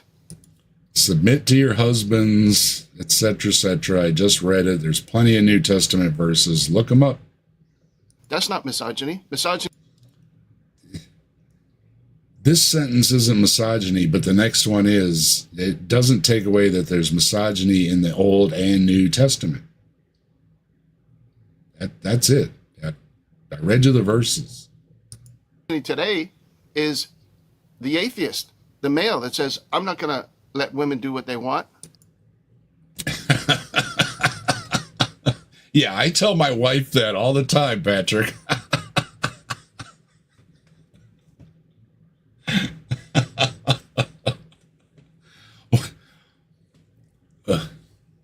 Come on, Patrick. You live in Canada. It's progressive up there. You're not telling me you're telling your wives to be quiet and go make a sandwich. Seriously? Come on. I noticed you got a black eye. I'll bet it was from asking for a sandwich and to be quiet. I'm joking. I had to say it, though. I mean, you got a black eye, dude.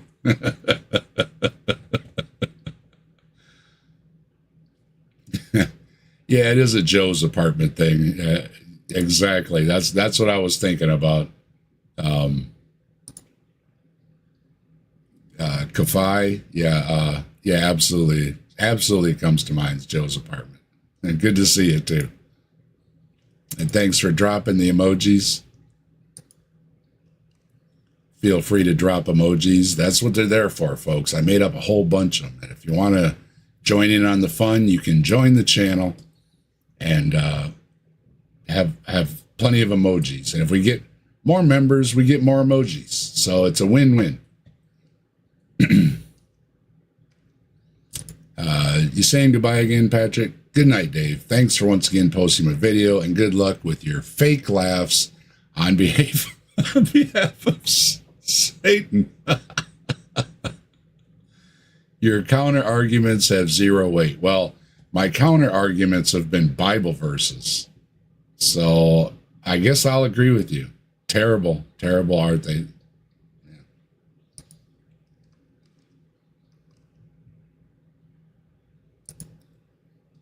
Yeah, I don't know what the thing is with the Satan thing. You just stuck on the Satan thing for some reason, AJ. Yeah, I mean, Satan like in South Park or something is funny, Iron Maiden and some of the bands, they'd have Satan stuff and that was, but never meant anything to me. I mean, absolutely nothing. But, they want to think I'm, doing something for Satan.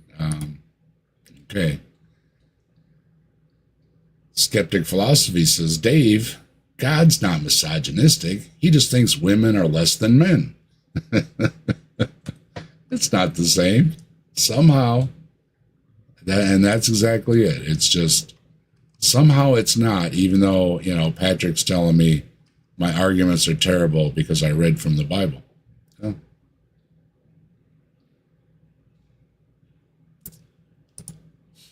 do I have satanic imagery on here that I don't know about? I have absolutely no idea, Jester.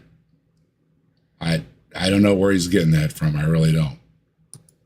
Over. Is the misogyny today is the atheist that says, oh, this girl's a tomboy. Well, let's take these measures to take care of that. And you. What? This girl's a tomboy, so let's take measures to take care of that. I've never said that, Patrick, and I have no idea what you're saying unless this has something to do with gender stuff and you're just being a jerk. No idea what you're talking about. My wife's a tomboy. My wife wears, jeans and a t-shirt, whatever. Cool by me, because that's what I wear. I didn't take care of it or whatever is in your head that I don't really want to know. Can imagine what kind of measures that are taken. No, I can't imagine it because it sounds really idiotic.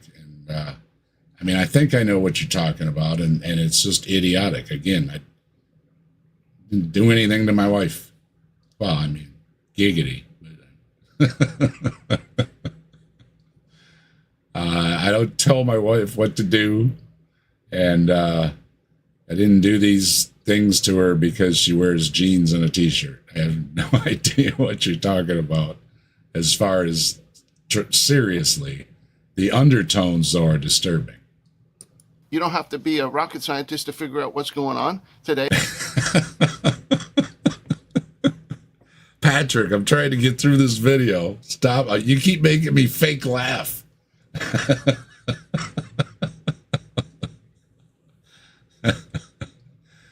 Oh, my goodness. We've got, what is this? Earl of Laurel? Earl of Laurel.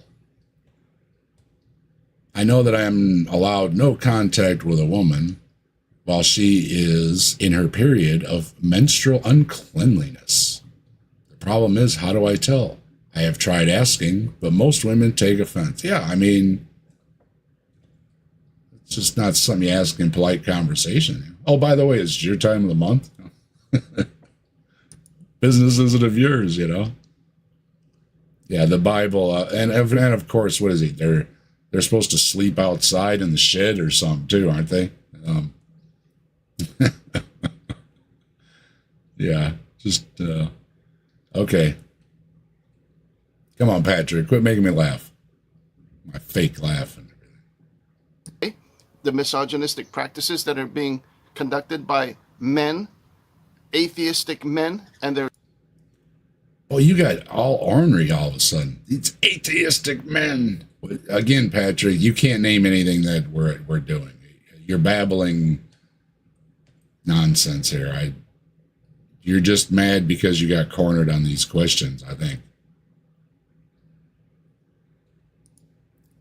Pixie's still unclean because I saw a dead body and did not slit a bird's throat and splatter its blood on me. Shame on you, Pixie.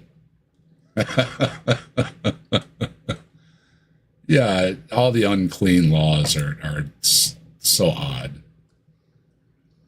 And he thinks I'm fake laughing.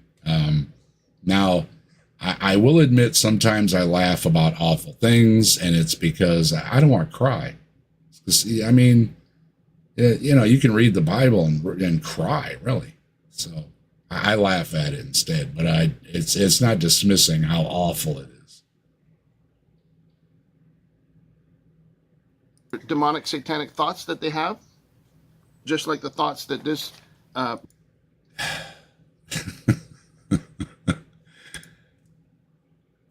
Patrick. All right, now here's what I want. All right, if you make a response to this is what I want. You don't have to respond to anything else. All right, Here's the only thing I want from you if you respond back. Tell me what I'm doing that's satanic, other than taking away people from God or something, which I don't actively try to deconvert anybody. I don't. I'm not knocking on doors or anything. I don't know what you're talking about. So other than that, what is it that I'm doing that's satanic? Because I'd really like to know. I don't know if Pat's still here or not, John. He keeps ducking in and out. Hey, he stopped by. I'll give him that. I tagged him in it and he stopped by. So I'm trying to help him. I'm trying to explain that this person had some good arguments and you did not respond well to them. And you were accusing him of not being honest or something. And then you were giving me a little guff in the chat here that I didn't have good arguments, when I think both of us, this person you were responding to and myself, were just citing things that are in the Bible. And somebody's got some fireworks. All right. Scare the crap out of me. Is total hypocrisy, him trying to say that God is misogynistic. It's not hypocrisy, Patrick. You said I'm a hypocrite too. I don't think you know what that word means either. Look these words up. It's not being a hypocrite, and neither is this person that you're talking about. They gave you examples of why they think the God of the Bible is awful. That's it. It's not being a hypocrite when you're trying to say, well, what aboutism about Stalin or something. It has nothing to do with what this person says about what's in the Bible, and what I'm agreeing is in the Bible, and you agreed is in the Bible. Of course, you were trying to say it's God punishing people or something, but you agreed it's in the Bible.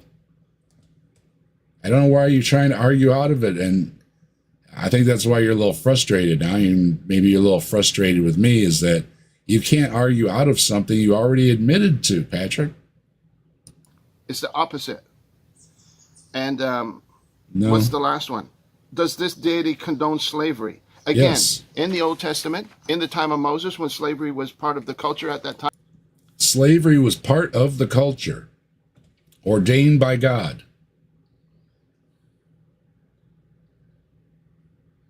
I, the Lord, do all these things.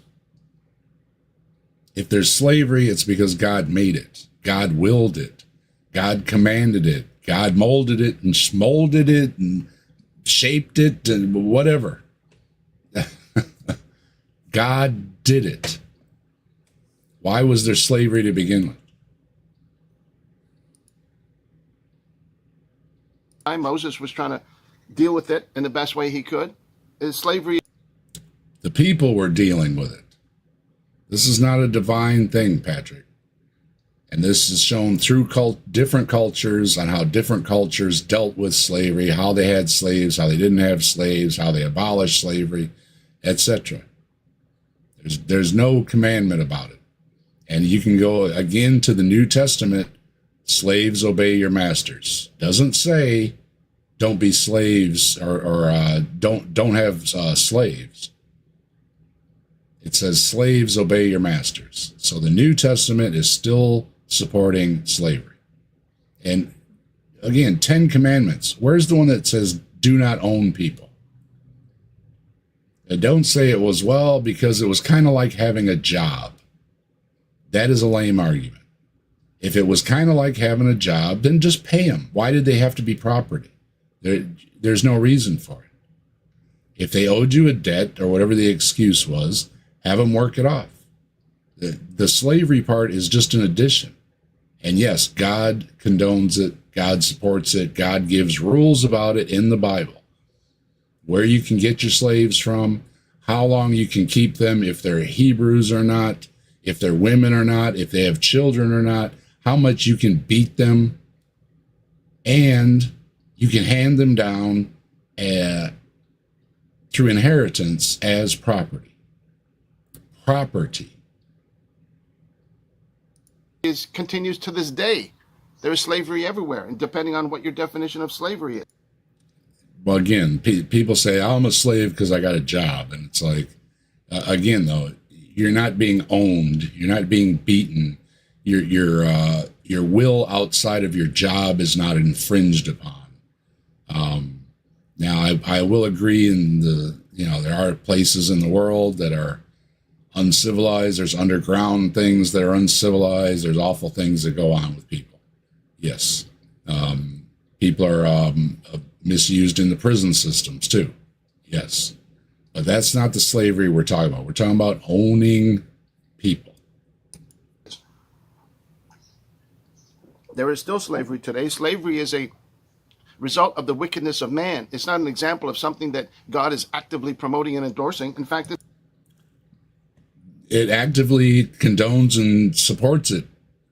Through the New Testament, slaves obey your masters.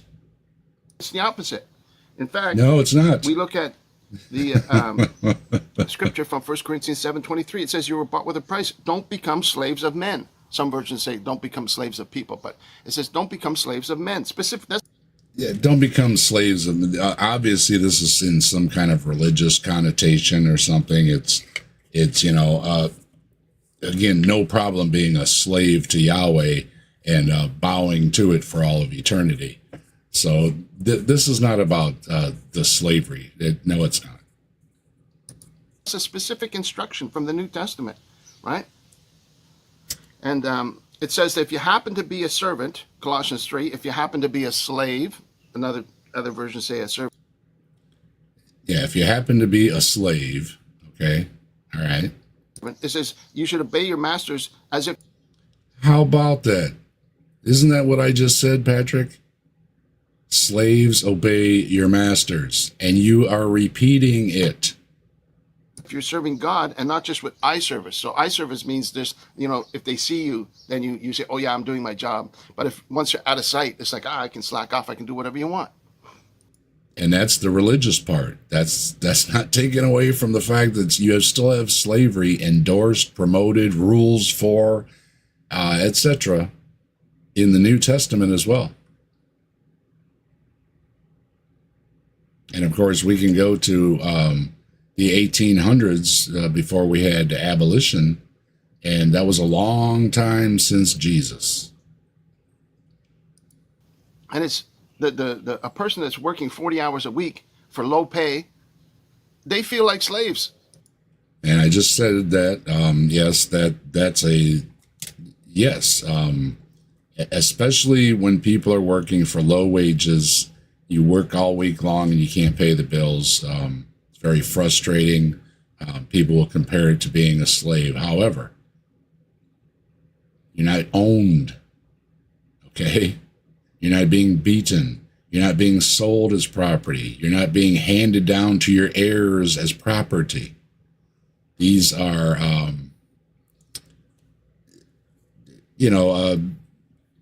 vague, gray definitions of the word, so to speak. And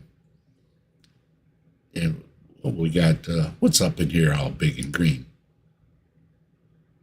Jester dropping a super chat. Don't become slaves to men. Are they telling women not to get married? It sounds like an anti-marriage warning considering the times of the writings. Hey, that's a good point, Jester. It really is. I didn't think about it that way. Yeah, you nailed it. And you know what else? You rock, let's rock with the fire in our veins. Rock on till the skies till the thunder and rain. All hail Bigfoot, the legend, the king. He walks among shadows, the wild spirits sing.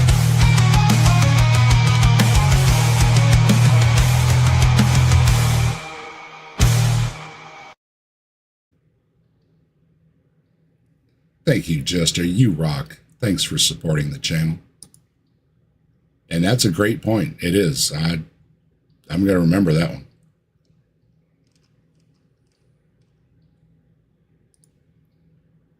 And Regios, gifting 20 captive desk memberships. Regios, Oh, Regios.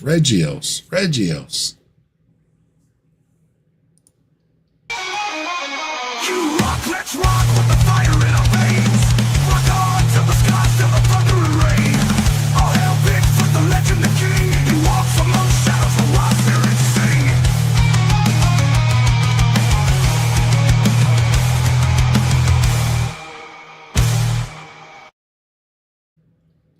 Regios, you rock. Thank you very much for supporting the channel. And let me hit the other screen here.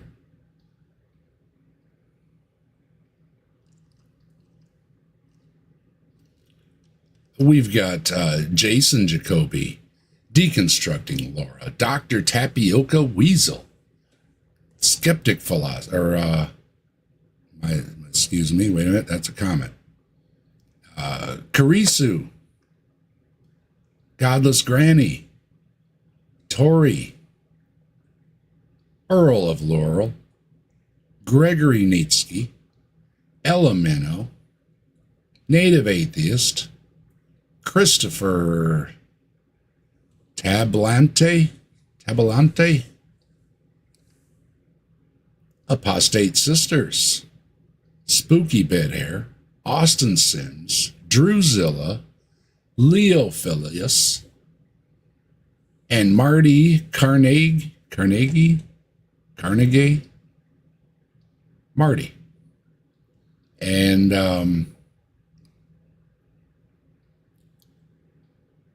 Mark Reed, Sydney Raptor, and Wild World. Holy moly's. That's a good hit. Thank you very much, Regios. Thank you for supporting the channel. You rock. You rock so much.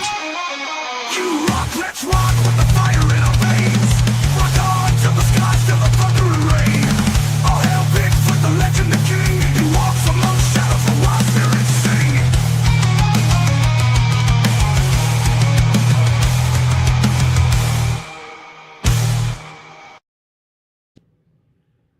That deserves a double, you rock.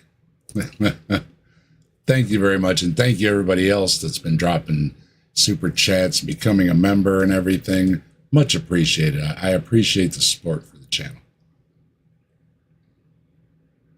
They're probably under no better conditions than in Roman days in the first century. In the first century, slave was a good gig because you either would become a slave or they would kill you.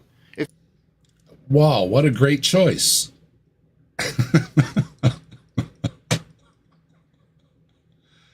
And again, see, it's terrible, but I'm laughing, okay? I'm laughing because it's terrible. Come on, Patrick, that's terrible. Well, you become a slave or they're just going to kill you. So it was a good gig.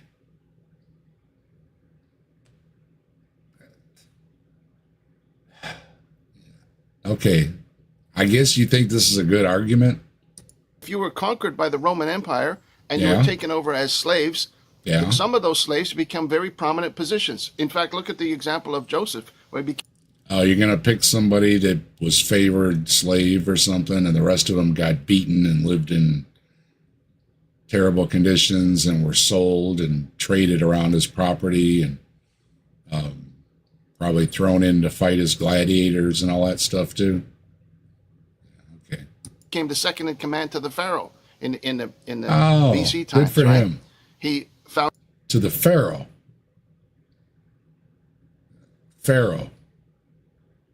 Okay. favor with his master Potiphar, and he rose up and got all. Oh, air quotes with the master. Okay. Gotcha. See, now that time you managed one hand, but you managed the, okay. Simo says, I miss the good old days. Oh, what I would have given to be a slave. Yeah, that Jesse Lee Peterson clown, he says that stuff too. Oh, back in the days, the slaves were happy. They were singing in the fields and everything was great. Like, something wrong with your head, man.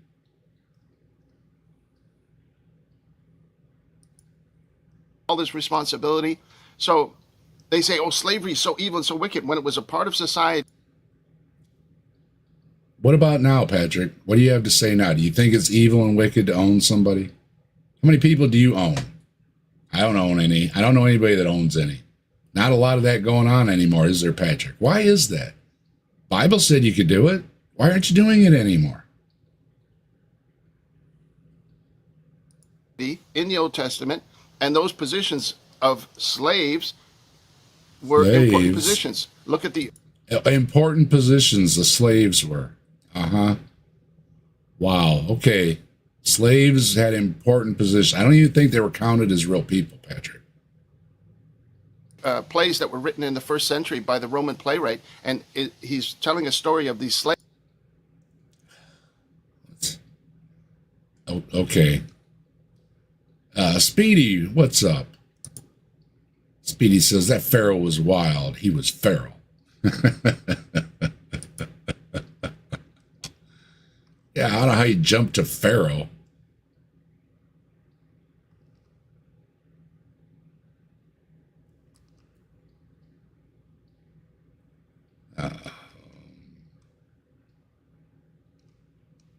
Deviant loves kitties.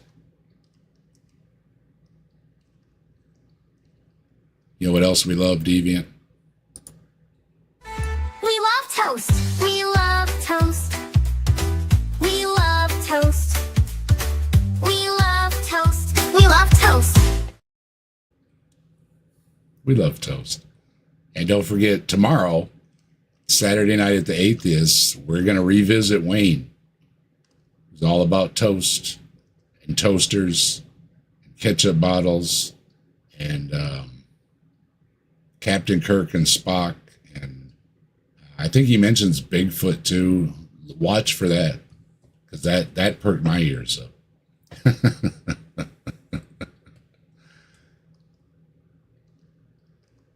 BS loves toast. Tilting Windmill loves toast. And yes, we have Answers in Atheism on toast. Nowhere else will you find that, folks. So if you want to have Answers in Atheism on toast emoji, you can get it here by becoming a member. And don't forget, members also get early access to my videos. We do member streams. And speaking of, I have a video ready for the next member stream. I try to do at least one a month. So, you know, I've had a lot going on lately with the ARC protest, and I've got a full schedule coming up. I'm going to be on with Bree next week, link in the description. I'm going to be on with Austin and a guest the week after, the following Friday.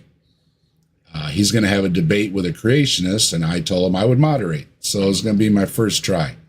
And it should be an easy gig. He said they're going to stick to science and no theology or whatever. So that should be a good time. And then the following week, I think it would be, I'm going to be on Skeptic Haven with Neil the Atheist, who was here earlier. And it's always good hanging out with Neil. So yeah, I've got a bunch of the other things coming up, not to mention my shows. So yeah, you're going to have to see me around coming up here, folks. Sorry. My calendar book is filling up, and AJ's penciled in to come back. I was on AJ's channel, and I promised AJ a revisit, and I've been putting aside some videos when I say, oh, this is a good one for AJ, and when I get a few there together, we're going to have AJ back. So that'll be a future show coming up too. Is Dave going to talk to cheese?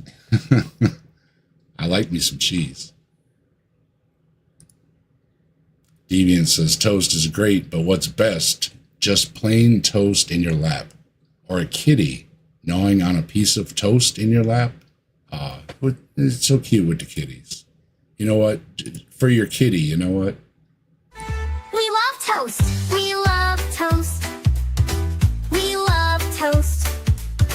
We love toast. We love toast. Because we do love toast. And remember, folks, be nice to your toaster, because it'll make you better toast. Slaves, and how important their positions are, and how much responsibility they have. It's like the jobs that people have here today. It's no different. But whereas they have this image of slavery, like, guy getting beaten every day or something ridiculous. Yeah, that image of people being beaten, like where it says in the Bible that you can beat your slaves, just pass that off again. What are they talking about? They were just beating some slaves, come on. Ridiculous like that. That's not what Old Testament slavery was trying to address. And then why did it say you could beat your slaves and you can sell them and hand them down and everything else, Patrick? That is slavery, what people think of. Now, they did have the idea of the Hebrews could go free after so many years, and there was different rules for Hebrew slaves because that was more like an indentured servitude type deal. However, the women and children weren't treated the same. But from other countries, you can get slaves. You can buy them. You can own them. You can hand them down as property and as spoils of war as well. You can keep slaves, and you can keep the women for yourself, especially the virgin women. So that's not only slavery, it's misogyny as well.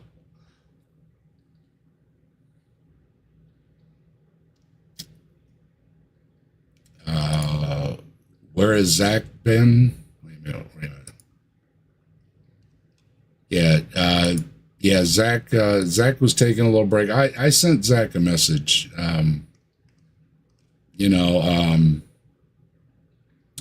So sometimes people get a little bummed on the direction of their channel, how much it's growing and all that. It's a lot of work. I mean, it is. I mean, I've been at it for 3.5 years or something, to get where I'm at. It's a lot of work, and you have to do a lot of networking, and you have to, make all the connections, and hopefully you get onto some other channels and other shows, and it slowly grows. Some people fall right into it, but that's just the way of things. Some people just fall into a lot of things. They fall into a good business, they fall into a lottery ticket, whatever. But for everybody else, it takes a lot of work. So that's why you need to support your content creators. As my ticker says, not all heroes wear capes. Hit that like, share, subscribe. It goes a long way to show that you appreciate somebody's work. And I hope Zach will be back. Zach is talented. He's funny. He's learned. He's also got, with the leg bothering him and the back issue, whatever he's got there. It's a little frustrating, but I hope Zach will be back soon. And when he's on, go over there and support him. That would help a lot too. All right. In fact, again, it says here in 1 Corinthians 7:21, it says, if you are able to become free, rather do that, right? It's encouraging people. Yeah, be better to be free than to be a slave. Sure. Deviant, you feel like you let Zach down, talking about the fist. Yeah, again, though, it's all good. There's a lot of channels. People go on lots of different channels, and you can't always catch everybody. But if you like what Zach's doing, drop a comment. Go tell him to make some more videos, and a little support goes a long way. And again, if he's just feeling a little bummed or something, a little love goes a long way.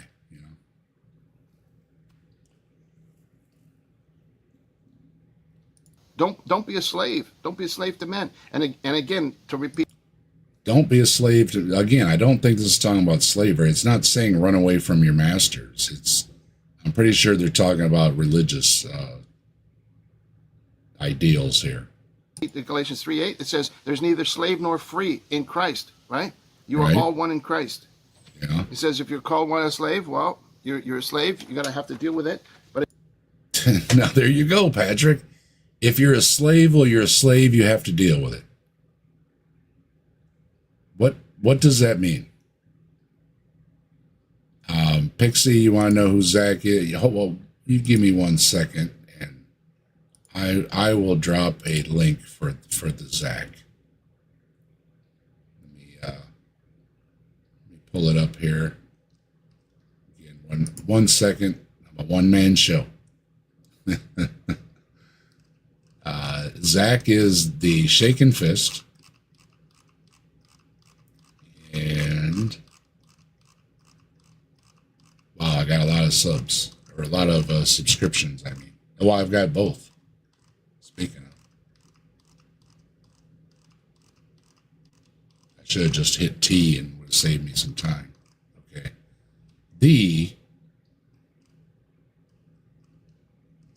We're in the D's. The Shaken Fist. Here we go.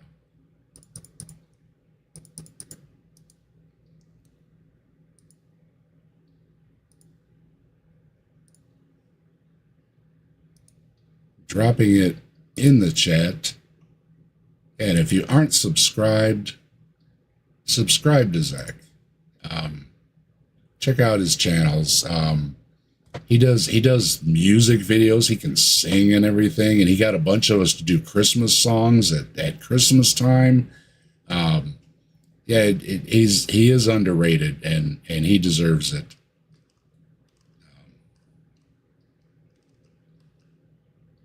Get it up on the screen here. Yeah, go show Zach some love. It would be much appreciated. Zach is loud. He is, but that's Zach. He's very learned. He knows ancient history pretty well, Bible stuff. I mean, I wouldn't want to debate Zach. He's that good, and he's talented. He sings. He makes great videos. He does the like his own little commercials, like Chris Mallard does. Zach does that and everything, and he deserves a lot more love. He really does. Underrated. So show Zach some love. Much appreciated, everybody.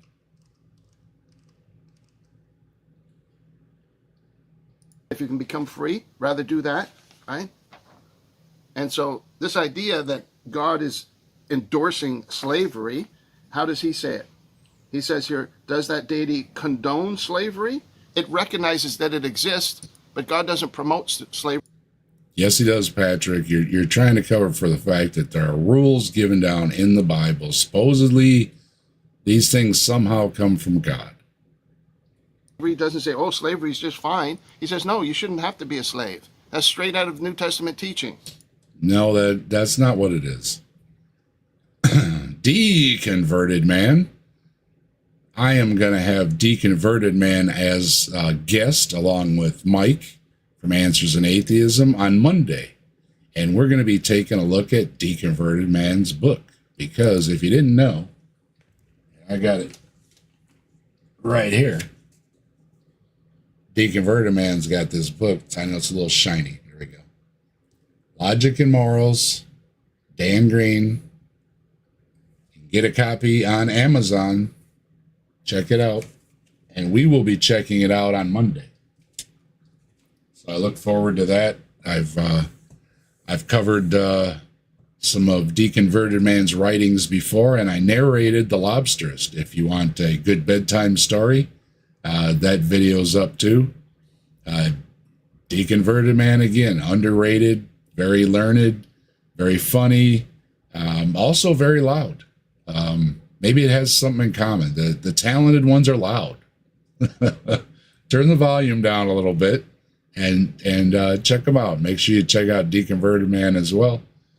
And join us Monday at 2:00 Eastern in the afternoon. And for Deconverted Man, otherwise known as Dan Green.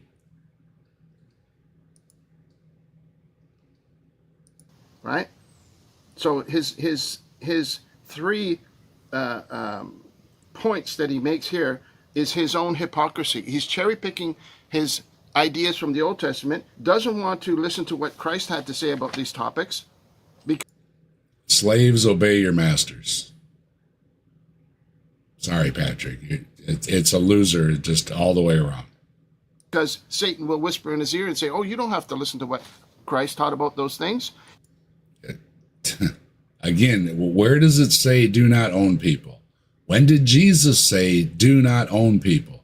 When did Paul say do not own people?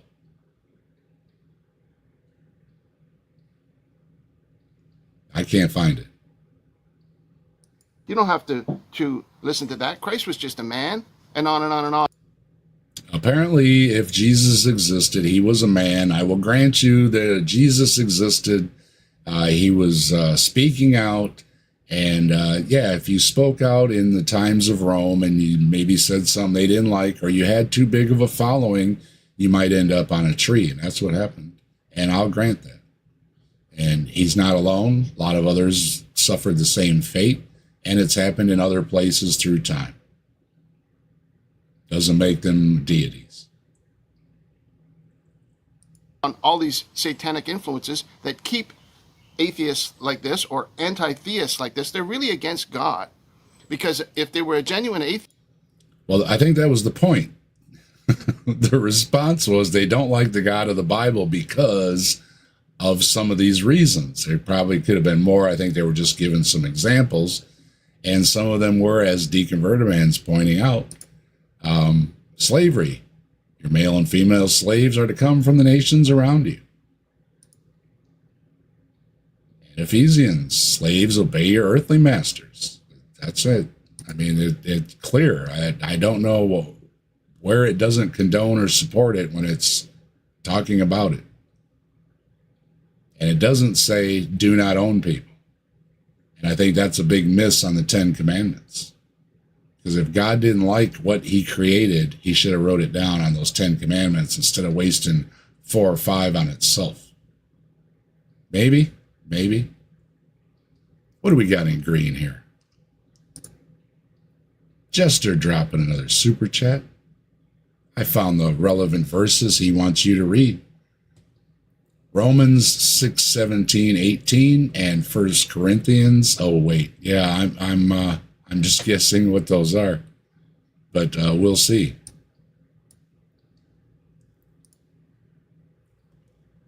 I can't. Wait a minute. Yeah, I can't pop it from here. Yeah, but I was pulling up some verses from Old Testament and New Testament earlier, and Patrick, that's not a winner for you. No way around. And Jester, thanks for supporting the channel. You rock, let's rock with the fire in our veins. Rock on till the skies fill the thunder and rain. All hail Bigfoot, the legend, the king. He walks among shadows, the wild spirits sing.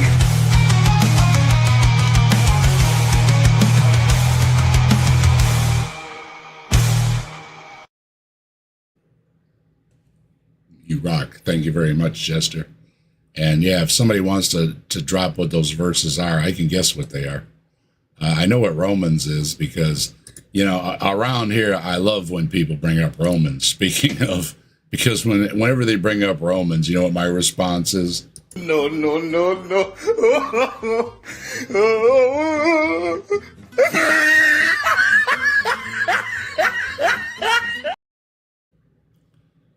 First of all, Romans was written to the Romans, and I'm not Roman. So for right there, I think it's hilarious. And for the rest of it, it's got a bunch of silly stuff about God being mad at me because I can't see invisible things.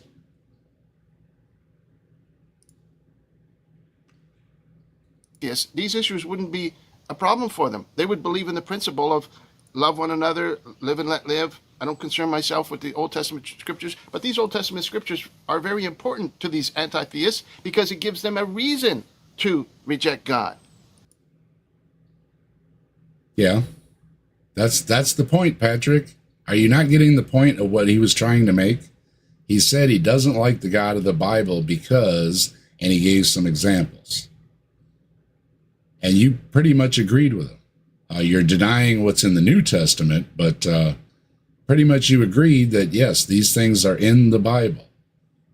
Now, you seem to just brush it away and just say, oh, mumble, and I'm drinking, I'm having a coffee and don't choke on it. because it was hard to get down, wasn't it, Patrick?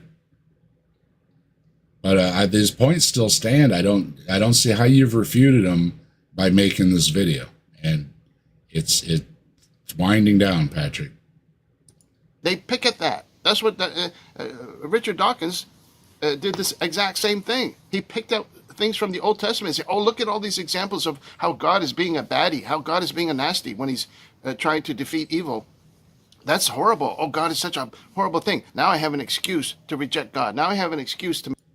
Well, if your God is horrible and you're trying to sell me on your religion, and I don't know anything about your religion, and you give me a book and I start reading it and it's horrible, and I say, wow, your God is really horrible, yeah, that's a valid reason to reject your religion and your deity. Make fun of God. Now I have an excuse to say that I'm better than God. I wouldn't make fun of your God. I told you before, Patrick, I don't know what you're talking about. I don't mock your thing with God or Satan or anything like that. I've been trying really hard to be as serious as possible, even though I fake laugh a lot, because I try to refute the arguments as best and fair as I can. And Deconverted Man, I know Deconverted Man has been saying similar that if mocking is easy, right? We gotta have some good arguments, right? So taking your advice, Deconverted Man, I am poking a little fun because Patrick keeps insisting I have satanic imagery. When I keep insisting, when I pull up pictures, see here, I just pulled up a picture. Look at the happy smiling bugs. I think Patrick is mistaken about the whole devil worship thing and everything, Morality is better than the God of the Bible, and on and on and on. And it gets repeated by all these atheists and all these anti-theists. And what do they replace their ideology with? Their own secular humanism. And what does that type of ideology breed? It breeds depopulation. What? Secular humanism is depopulation? Oh, okay. You lost me again, Patrick. Now, I can agree that, if we're looking out for each other, we should conserve our resources. We shouldn't destroy the planet, the atmosphere, and the water, and pump our food full of poisons and from pesticides and all that stuff. Yeah, that's some stuff we can agree on. Is there a ideal population? I'm not sure. From what I understand, these kind of things seem to level off on their own. So, if parents are saying are realizing that X amount of children is about what they can afford, then people might start adjusting a little bit. Food costs, school costs, energy costs, if all those things are very expensive, it could play into it. But I don't see that atheists nor secular humanists are saying not to have children. I think there's some activism about it, and but I'm not sure, again, how many people is too many to harm the planet or whatever. I'm just not up on that. So, sorry. I can't take notes on everything, Patrick. It breeds anti-human sentiment. It breeds misogyny. Secular humanism is not against humans. Come on, Patrick. Patrick, stop. Patrick, think of the words you're using. Humanists are basically for promotion of humans. It's kind of in the word. Okay. I'm having a Deconverted Man moment. I need something to put on my head. What can I put on my head?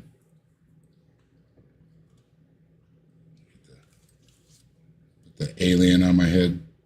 Because see, it's green, so you can't really see it. So it's kind of mysterious. So I put it on my head. Nope, didn't fix it. Appreciate the effort, though.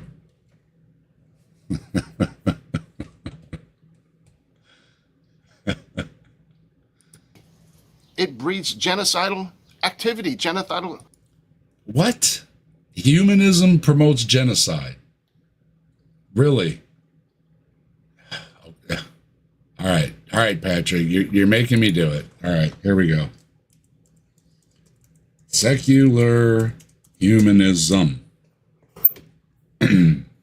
Secular humanism is a non-religious worldview centered on human reason, ethics, and naturalism, rejecting religious dogma and supernaturalism as the basis of morality and decision-making.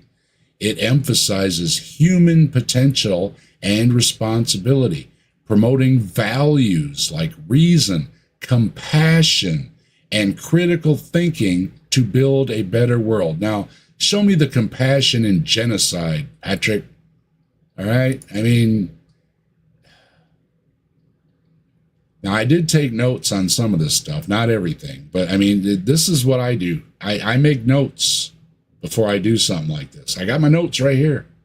I'm not shy about saying I got notes. You can look up notes, including like what words mean, Patrick, because I don't think you know what words mean. And you're making a lot of videos about words that I don't think you know what they mean. Thoughts, genocidal behavior. It's not genticidal, genocidal. You gotta calm down a little, Patrick. You're getting fired up. You're gonna stumble on your words. Trust me. You can see that's being promoted by atheistic thinking. No, atheists do not believe in God. Atheists can be a wide spectrum of political views and social issues and all that kind of stuff. Atheists tend to lean what you would call a center left, maybe, or something. Tend to lean liberal, but doesn't mean they lean liberal politically, because that's another term you might have to look up, because being liberal-minded and being liberal politically are a little different, and that's why there's different definitions for words. Works out kind of good when you know them. And they say the exact opposite. So they're gaslighting, they're hypocrites, they're scumbag cockroaches, as I've said.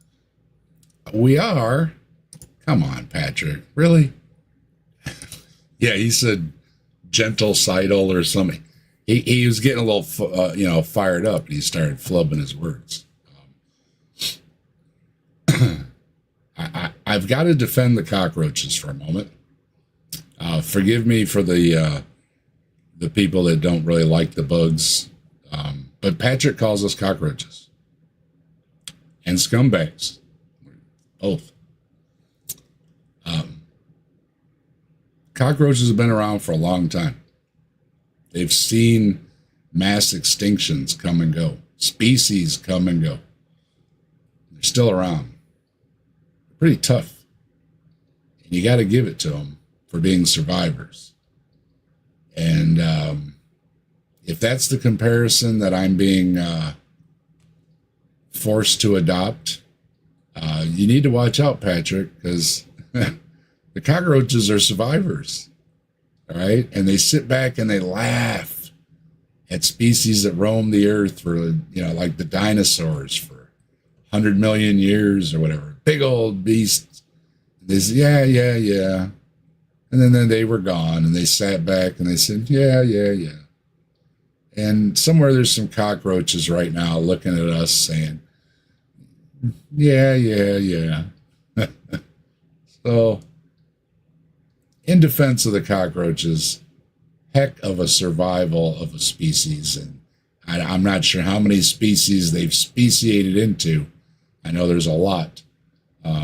Definitely survivors. And maybe find a better word to badmouth people with. I know, it comes off as kind of degrading. I buried those cockroaches! But in the big scheme, great survivors. Before, and this is another cockroach that comes out, wants to remain hidden in the dark, doesn't show his face, doesn't have the guts to show his face. Here's my face. I hear I have a face for radio, so I hope you appreciate it.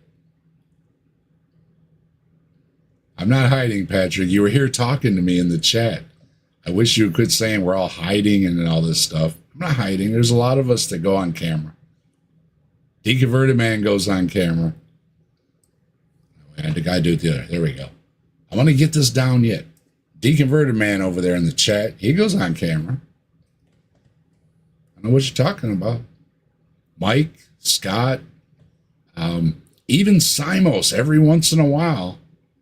You catch Simos on camera. I've seen Simos on camera. Now, some folks, like sometimes with me, maybe I ain't got my hair fixed. I didn't shave or something, or, whatever. And I just don't want to have the camera on. But a lot of times I have the camera on. I'm not afraid of you, Patrick. Not afraid of your Bible. I'm not afraid of your God's wrath. Not afraid of your Jesus. None of that stuff. Bring it on. All right. If there's really this wrath and it's really just, is it going to come from me? Because if it's coming from me, then, I don't think I'm that bad a person. So I don't know why it would be coming from me. I say I would be all for if, certain people before they assaulted some young people got hit by a lightning bolt. I'd be all for that, Patrick, but it doesn't seem to happen. In fact, it can happen in your church's basement without any lightning bolts or wrath at all. On the internet, but wants to come out and come up with all these reasons about God and how God is this and God is that. And he's spouting off saying that God is terrible and he's better than God and on and on and on. And he's nothing. Now, wait a minute. I don't think he ever said he was better than. I think you're adding stuff in there. All he was pointing out was the bad things about your God story.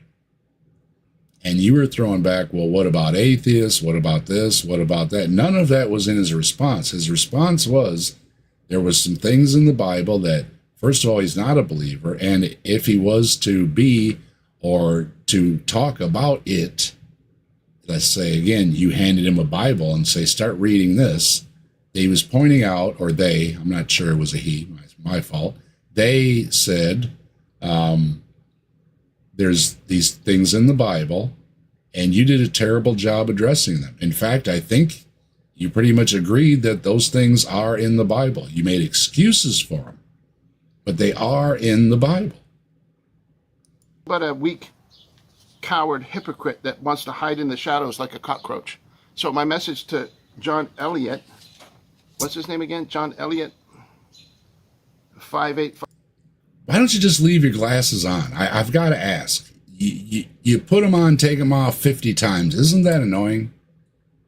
I mean, I wear glasses sometimes, Where's my... You probably saw me at the protest.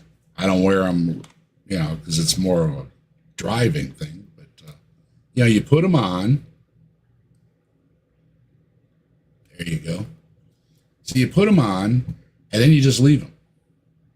And they got these things behind your ears and a little thing on your nose here. What is the on-off 50 times? I don't get it. And I'm getting a bunch of glare, so I'm going to take them back off. Just once.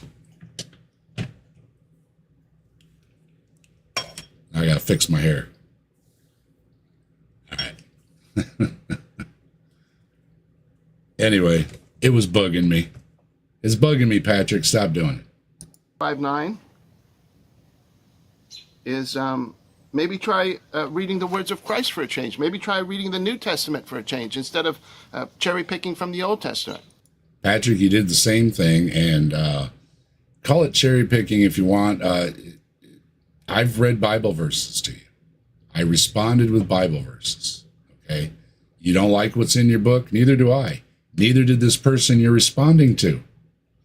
Now you're trying to excuse it away. It was a different time, this and that, and all these things. That doesn't make it go away, though. It's still in there. How am I doing for time? I don't know. Let's see. Yeah, you're running low, Patrick. Gone on too long already. Oh, yes, I have. So thank you so much for watching today. For Mr. John Elliott, I hope that addresses your question. And if it doesn't, too bad. Get lost. Stop trolling my channel.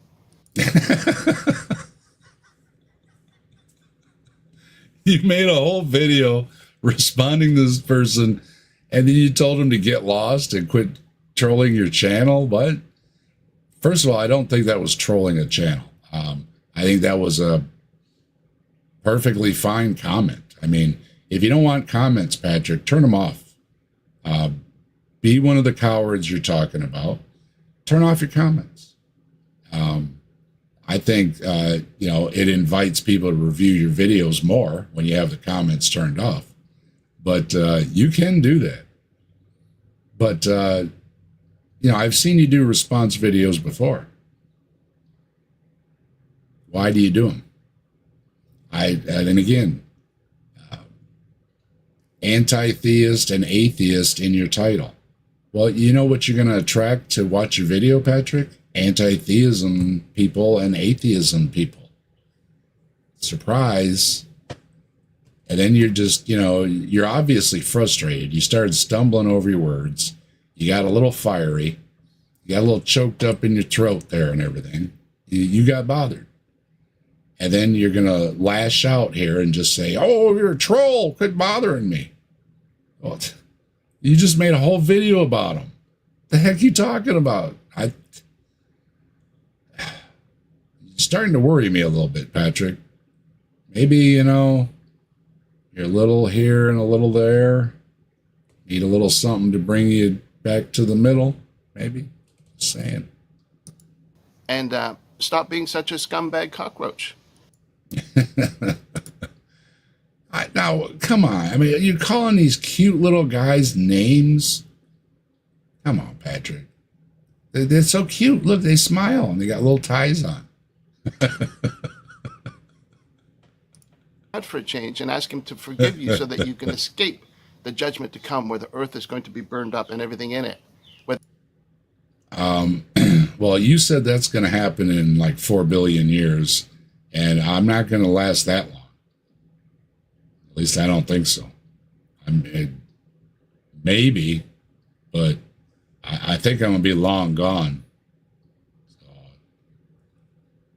I don't know what you're talking about. You don't remember what you said earlier, Patrick? You said the Bible matches science because science says the earth's going to be burned up in like another 4 billion years. And I'm trying to avoid that by not following your religion.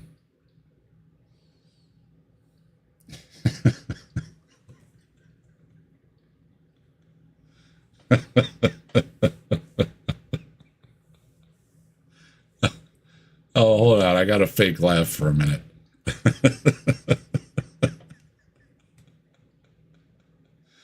Patrick, this is why I'm an atheist, okay? Your religion sounds completely ridiculous. And your arguments do not help any. And I've said this before. The apologists just make it worse. When you try to explain these things, you're just making it worse. You're not making it better.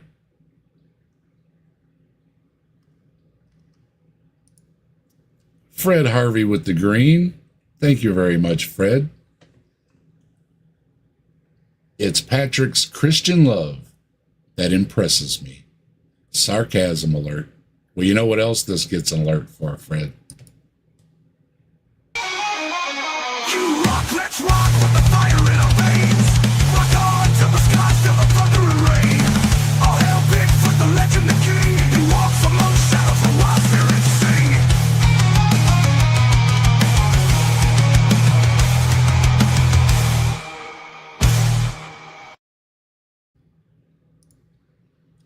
Thanks for the super chat there, Fred. Appreciate the support to the channel. And it impresses me too. It really does. Like I said, spends that whole video, and then he says, or he lashes out, calls names, and don't come to my channel anymore. And it's like, how are you going to make content, Patrick? You just made content from somebody coming to your channel. I don't understand. You're a little confused. Thanks, Fred. You rock. Heck yeah. Everybody belongs here. I try to be welcoming. Like I said, I even got Patrick to stop by a couple times. How about that? Right? He's a little frustrated with me because you know what I've noticed? If you don't get all bent out of shape, you're just no fun. And I think he was hoping I was going to be all bent out of shape. And I'm not. Because consider the source, right? Is Patrick going to talk down to me? No. Is he going to tell me stop laughing and it's going to work? No. It hasn't worked so far. When I get done doing streams, my face usually hurts. I guess faking it really works your muscles or something.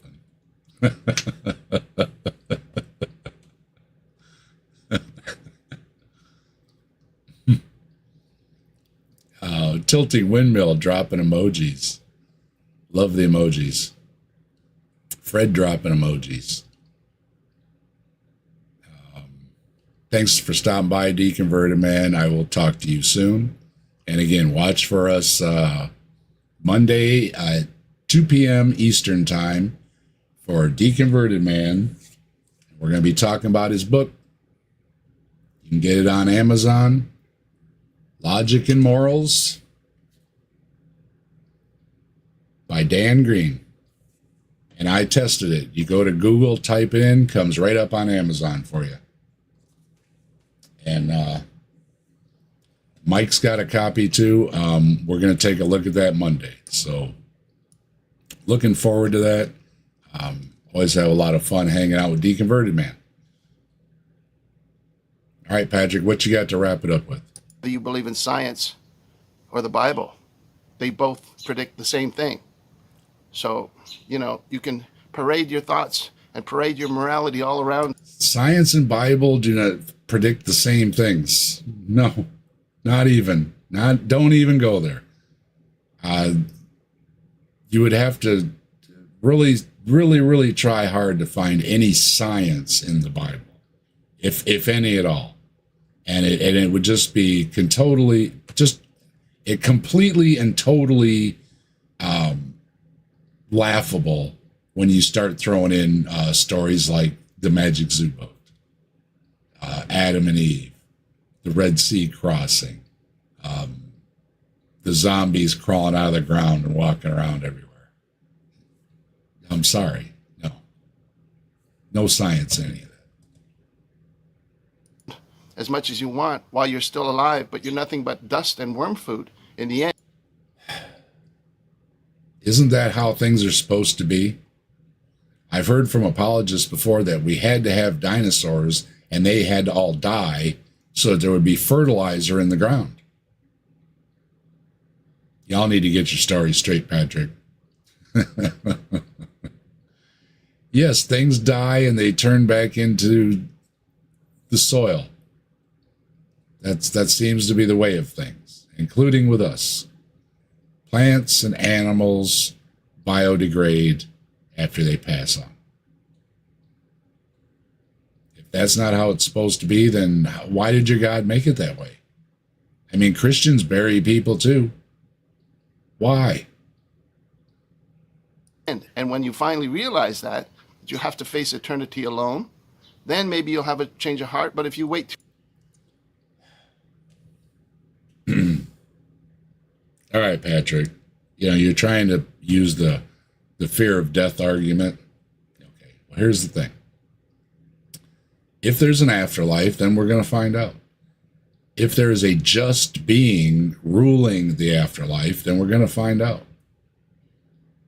If what's being held against people is not picking the right religion, then a lot of people are out of luck. And I don't see how that's just. If terrible people who find Jesus on death row are going to heaven and I'm not, I don't see it as just. It's all kind of problems with your heaven and your afterlife thing. Now, if we do continue after death in some kind of form, hey, I guess that's what we do, and we're going to find out. We're going to roam the universe forever, or an old farmhouse as a ghost or something. Then we're going to find out, Patrick. I don't think it's anything to fear. It's going to suck dying. I mean, one of the problems I have with dying will be missing my loved ones, right? I think that's one of the big things that sucks about dying is you don't get to see your loved ones anymore. That's also why people hope to see them after they die again. Of course, it's also kind of a morbid thing, waiting for people to die. Anyway.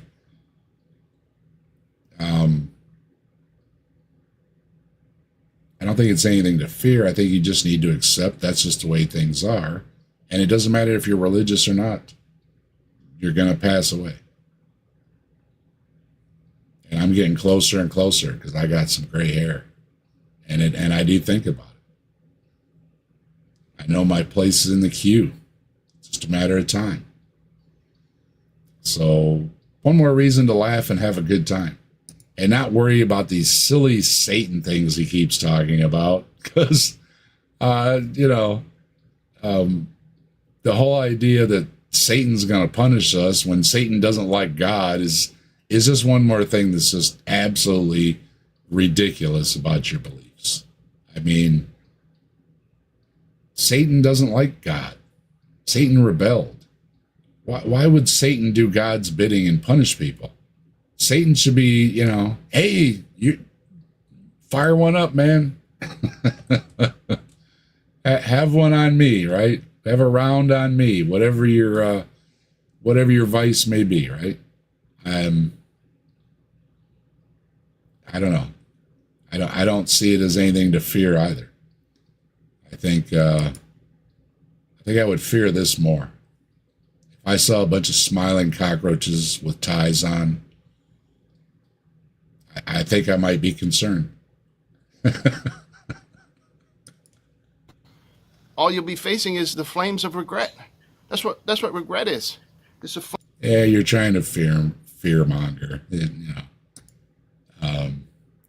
Yeah, worms got to eat. Seems to be the way of things, right? And why didn't they do that? Why did your God make the worms if it wasn't to break things down? Your arguments are all terrible. Your religion's arguments are all terrible. And that's why I don't believe in your religion. Tilting Windmill dropping the link. Thank you very much, Tilting Windmill. Yep, 2 p.m. Eastern with Deconverted Man and Mike from Answers in Atheism. Always good to hang out with both of them. And we're gonna tear down Deconverted Man's book. I mean, how dare he suggest he knows anything about, what is it again? Logic and morals? We'll see.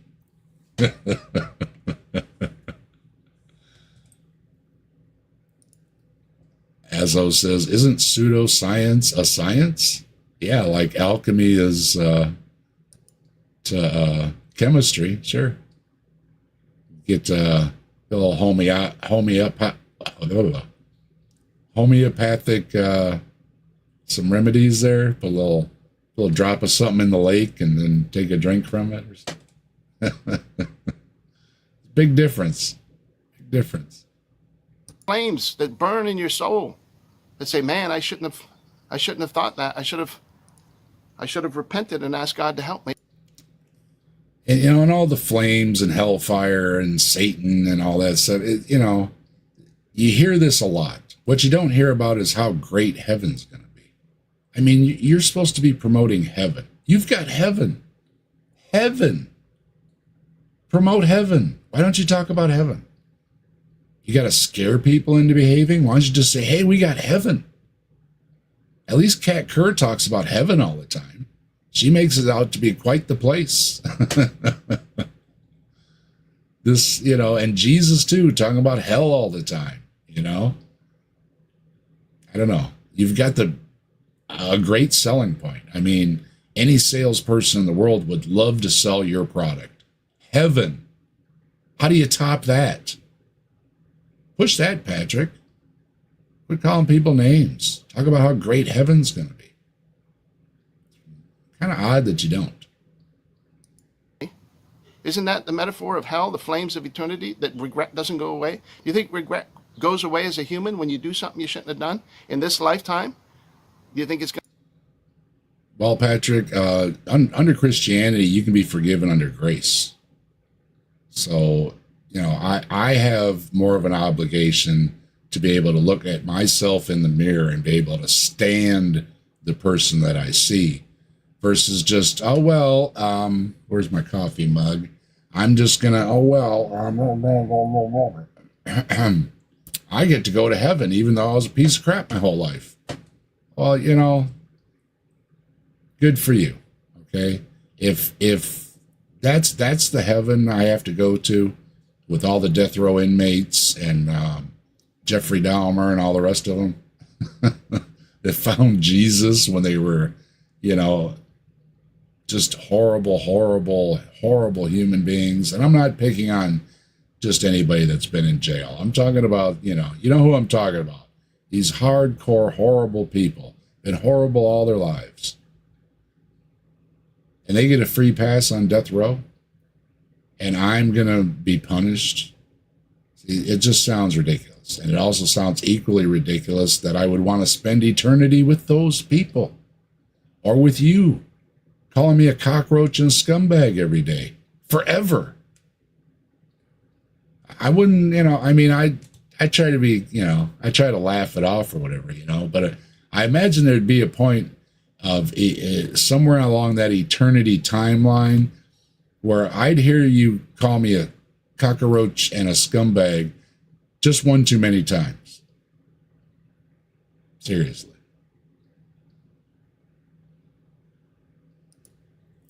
Pixie says, I do not fear death. I think it is closer to accurate to say I mourn the idea of not experiencing. Yeah, that's the thing, you know, all the things we get to enjoy while we're alive. And, you know, Patrick, once again, us non-believers, I think it means a lot more to us because we don't think we get to take it forever. We think we need to enjoy it in the moment and embrace it and love it for the short time that we have. You know, oh well, right? But no, we have to look ourselves in the mirror. We have to be decent people. We have to be able to stand ourselves. And we hope that when the time comes, we can rest in peace, knowing that that was the best we could do. Going to go away in eternity? If you regret something, that regret stays with you forever. Ask somebody who's spending life in prison. You think they regret? I just mentioned that. And yeah, I'm sure if you're spending life in prison, you might have some regrets, unless you're one of these hardcore folks that just don't care. And some just don't. Regret what they did? Yeah, they did. And if they could go back and change it, you think they would change what they did and not do what they did that put them in prison forever? Maybe. Depends on the circumstances. But, maybe. What's the point? That I'm going to regret not believing in your religion when I die? Well, again, Patrick, see, you're falling into the Pascal's wager and everything else. There's a lot of religions out there. It's impossible to follow all the religions. Some directly say you can't follow other religions. So if you're just trying to cover your butt for going to hell, I think trying to be a decent person, as you said earlier, Patrick, Jesus doesn't need to come talk to me if I'm righteous. If I'm being a decent person, Jesus isn't worried about me. We're cool, Patrick. I'm cool with Jesus. You said so. So why do I have to worry now? I'm not lying. You know I'm not lying to you, right? I think you don't know what you're talking about most of the time. I don't know that you're lying. I think you're generally confused You don't seem to know what words mean. You don't seem to know what the things are in the Bible and what the terminology correlates to correctly, that these things are genocide, misogyny, slavery, etc. Or you're just trying really, really hard to make excuses for a horrible book. I'm telling you the truth. So think about it. Take action. You don't want to take action? Hey, more power to you. But I've thought about it a lot, Patrick. I've responded to a couple of your videos. I put thought and effort into it. I said I made notes. I got my word pad right here. I got my notes. I know what the Bible says. I don't know what else you want me to do, Patrick. The book is horrible. Now, that's one of the reasons that I reject it. Overall, I reject the supernatural. So if you're going to have any storybook filled with mythology, monsters, magic people and animals and all these things, yeah, it's already going to be on my radar that it's a bunch of nonsense. But it's not going to end well for you, my friend. One way or the other, you know. Well, again, is your God just? This is the question I ask. Is your God just? Usually they'll say yes. So I'm going to be weighed against my life. That's true justice, being weighed against your life. And if the answer is yes, then I'm okay with it. And if that's not good enough, then I don't know what else I'm supposed to do. Okay, I'm limited in what I can do for humanity. I'd love to save the world, but I don't have the ability to do it myself. I try to be a decent person. I try to be a decent husband and a father. Try to be a decent neighbor, although it didn't work out with one of them.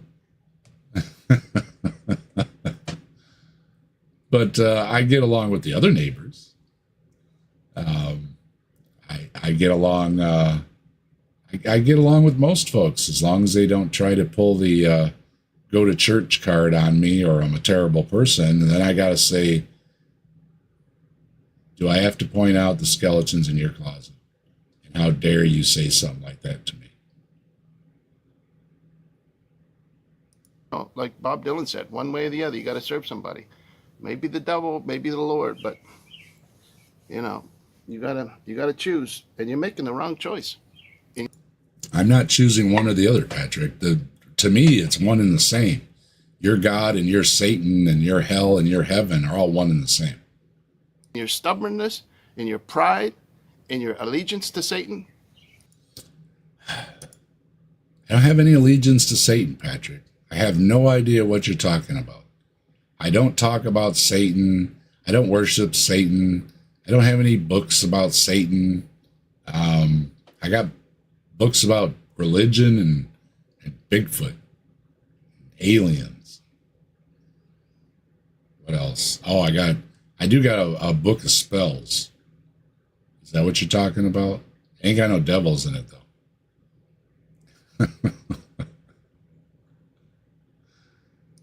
Believe in Satan. Look how many atheists that visit my channel have satanic representations on their own channel. Where? Where, Patrick? Point it out to me where. I don't know what you're talking about. I really don't. Images or links that they have or avatars that they use. I see it all the time. And meanwhile, they dismiss Satan as a figment of their imagination. Oh, I don't believe in Satan. Well, how come you're representing him? I'm not saying John Elliott does, because I don't see anything in his channel. Yeah, I thought about it, and I was like, do I have any Satan stuff? I think we had Satan on as a guest one day. Satan did join one of my streams, I think. Maybe more than once. But that's about it. As far as imagery and stuff, I don't think I had anything until right before this stream where I made up this picture. Just because I knew it would irritate Patrick. And it would be funny.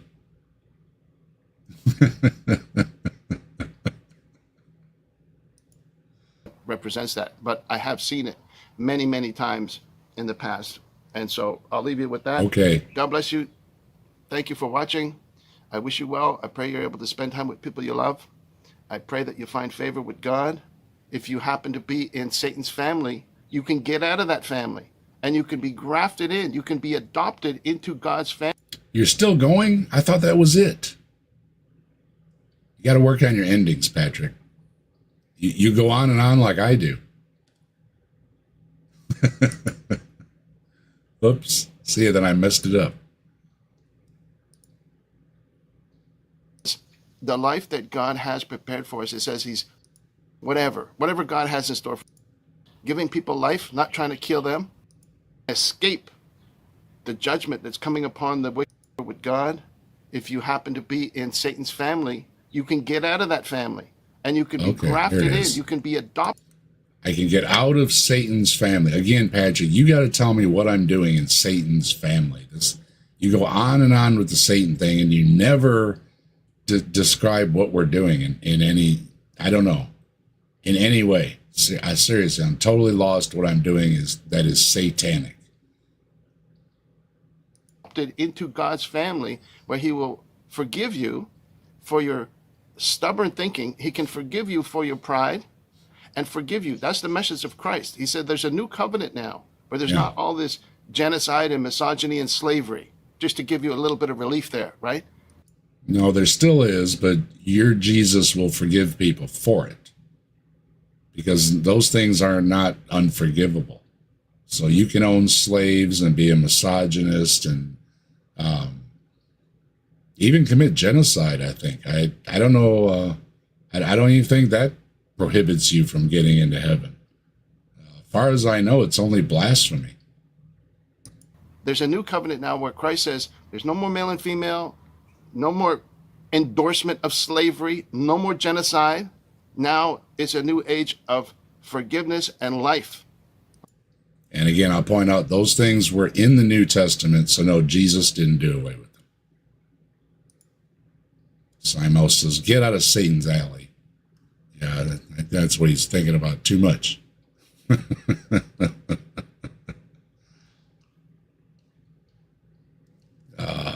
Pixie's saying hello to the Azo.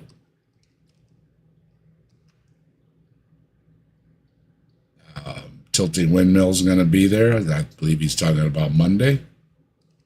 Yeah, it's always good talk with Deconverted Man. Again, Deconverted Man, very smart, knows his stuff, knows his logic arguments. Yeah, thanks for hanging out there with us, Simos. I know it's late for you. I hope you're kicking back and enjoying. All right, let's see if Patrick can wrap it up again. Right? It says, my burden is easy. Take my yoke upon you. It's an easy life. You can have this life of forgiveness and escape the judgment that's coming upon the wicked world, that's coming quickly. Now is the time to escape. Now is the time for salvation. Christ said, he said, today is the day of salvation. Yeah, it's coming quickly. I don't think so. They were expecting it 2,000 years. Well, they were probably expecting it even before 2,000 years ago. The come quickly thing, 2,000 years and counting, I wouldn't call that quickly, but maybe you do. Right? It's within your own heart and mind and spirit where you acknowledge God and say, yes, God, I'm the evil one. You're the righteous one. No, God's evil. God makes evil. Again, Isaiah 45:7. God makes evil. God causes disasters. God causes the good things, and God causes the bad things. Your scapegoat of sin and demons and Satan and free will and all that other nonsense goes out the window. Your God does all things, including creating all things, including whatever disaster happens tomorrow somewhere. What just happened in Texas, that was your God. Your God does all these things. It upholds the natural world. That means when it goes a little crazy and floods here or there or shakes here or there or blows ash all over the place, it's ultimately your God. There is nobody else given credit. It clearly, the Bible's clear as mud on a lot of things, but it says your God does all things good and bad. And you have to own that. What you're doing, Patrick, is you're trying not to own that. Now you can say, look, God used to be horrible, but God got better. Which is what you were trying to imply, I think, a little bit. That, well, no, Jesus is so much nicer now. Well, then own it, Patrick. You say, yeah, the Old Testament was terrible. And yes, there's terrible things in the New Testament too. But I think ultimately Jesus is the good guy. Something like that. But you're trying to defend the awful parts of the Bible. Change the way I think. Fill me with your Holy Spirit so that the spirit of Satan doesn't come in and take me over. And I end up doing his will. You want to do the will of Satan or you want to do God's will? God's will of love, forgiveness, acceptance, peace, harmony.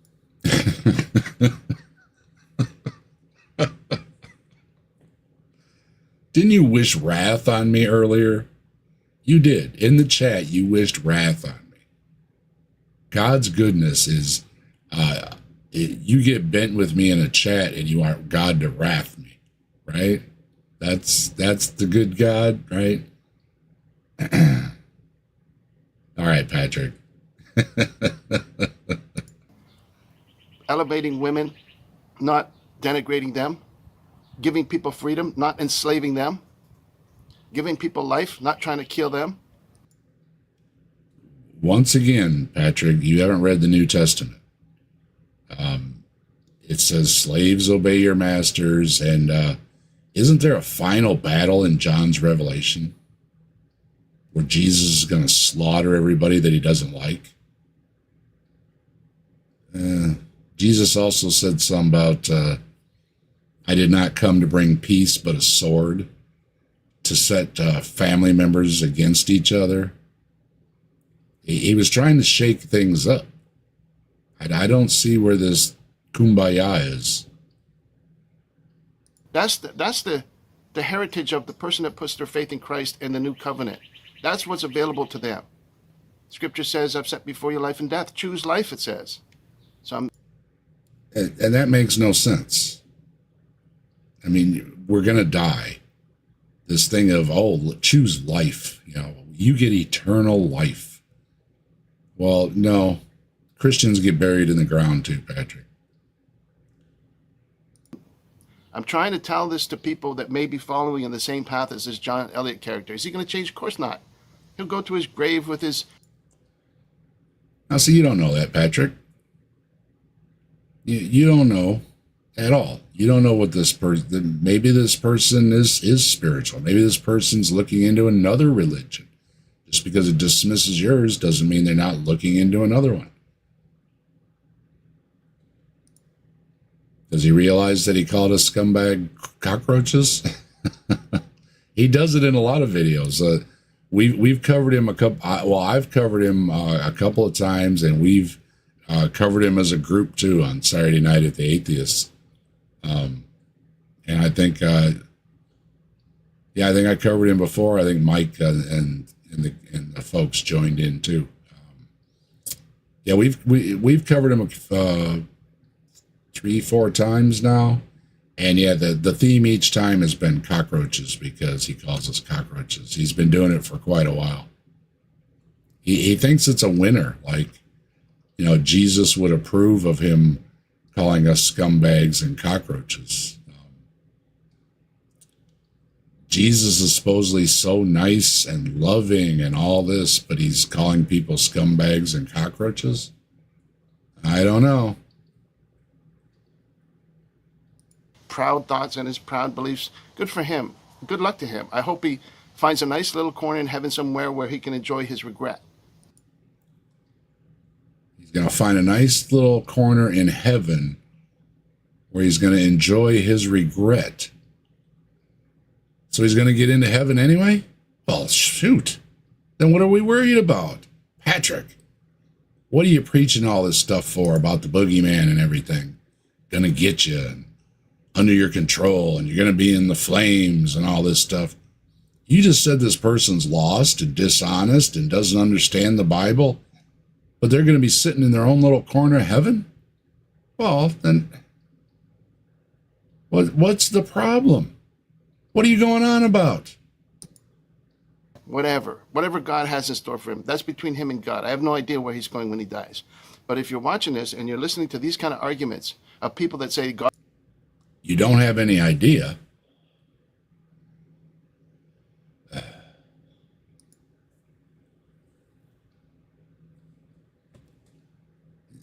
You're all confused, Patrick, or you need some notes or something. You said he was going to be in heaven, but you don't know where he's going. Do you know where he's going or not? You said he's going to heaven. If everybody's going to heaven, even if not the people that don't believe, then you can leave the hellfire out and the threats and the regret and everything else. Do you have to contemplate your life in heaven or something? Again, okay, I have some minor regrets like everybody does. Would I have done some things differently? Well, it depends. What you do makes who you are, right? You own it or you don't. I tend to go with karma. If I wrong somebody, I try to make it right. Other things, say I had a problem with a neighbor and some bad karma there. I have to own it. I have to carry it. I didn't act out, but I did have some thoughts. Ultimately, though, I took the high road even when I was assaulted. Does bother me sometimes. I felt like a bit of a chump because law didn't do anything about it, and I thought they would. But would I have been violent if I would have had the opportunity again? Probably not, because I try to be, I try to stand up for my anti-violence, and taught my kids the same. And yeah, it bothers me though. Sometimes I think, should I just, popped him in the nose? But I think I made the right decision. And I have to own it. It bothers me. But I think it helps balance out some of the other things in my karma. And I think that's ultimately what you have to do. You have to keep a balance. And if you're going to tip that balance completely out of whack, and the only thing that's going to save you is grace under Christianity, that's another problem I have. Because just any screw up can be forgiven before they take their last breath without having to be a decent person. God is like this and God is like that. Get the full picture.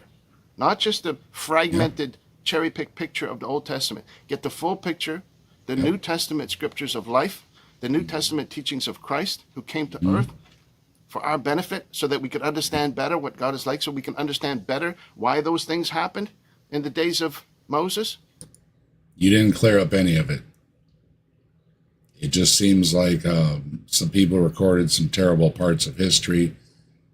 Your God didn't make it any better at all. Neither did Jesus.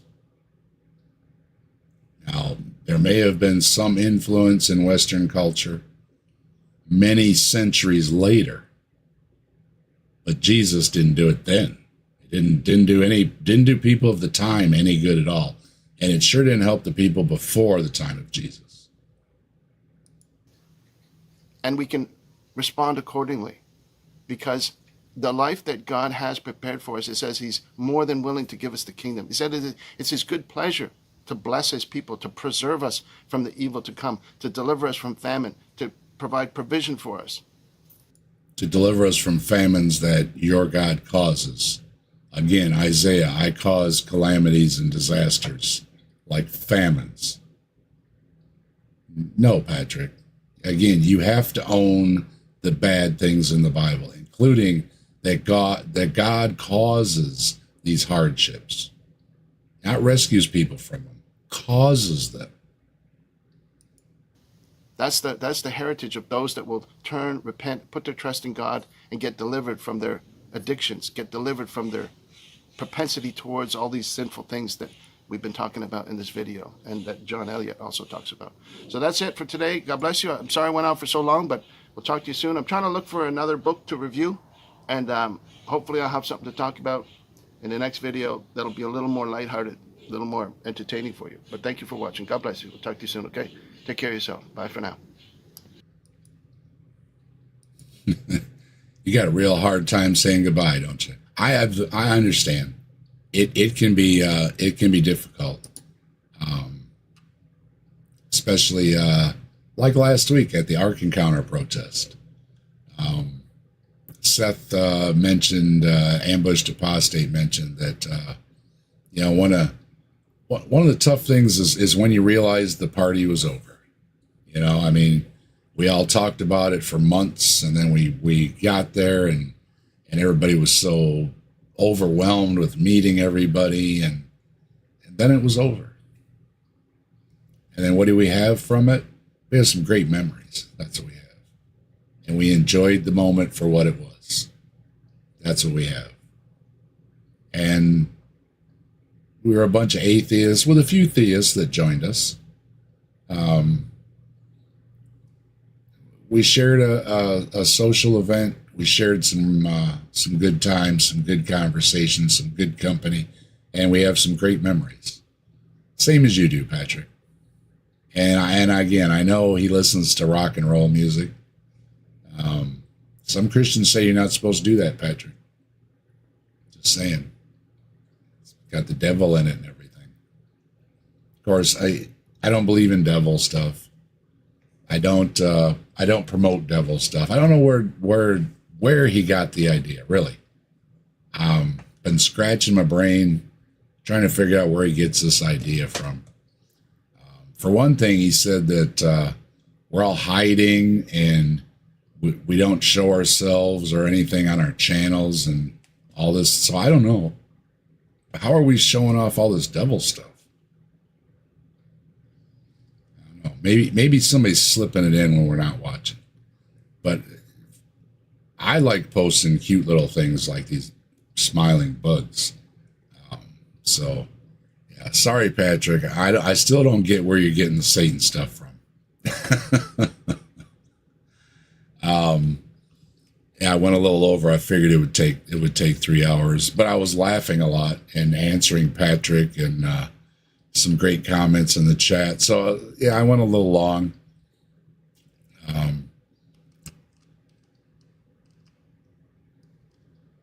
Just checking the chat real quick here. Yeah, absolutely. Just agreeing with the chat here.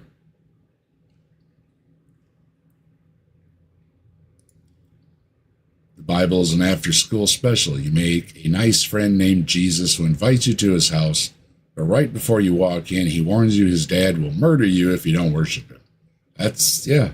And Patrick is missing that. He's saying, well, there's some good things in the Bible. Well, there was this little German guy, caused a lot of problems in the world, had a funny little mustache. And when he was hanging out with Ava, I'm sure he was very nice. And I'm sure he said very nice things to her. Probably whispered nice things in her ear. He was a horrible person. And your book is horrible.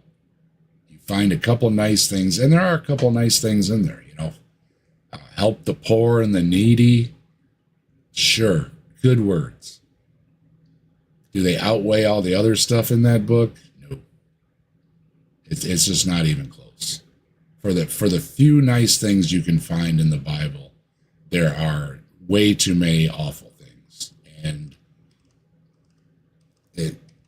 if you could take Jesus out of the Bible and just have like a little Jesus religion of helping people, visiting people in prison, helping the sick and the poor and the needy and all those kind of things, and that was practiced, that would be great.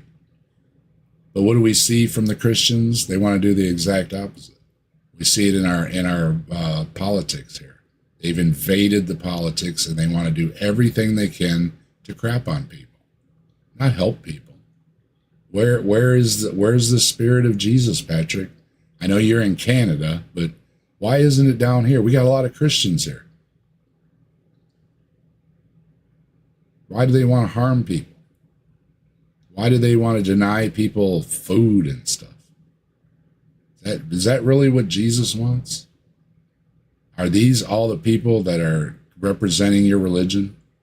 Are these all the people that we're going to spend eternity with? Just saying, Patrick.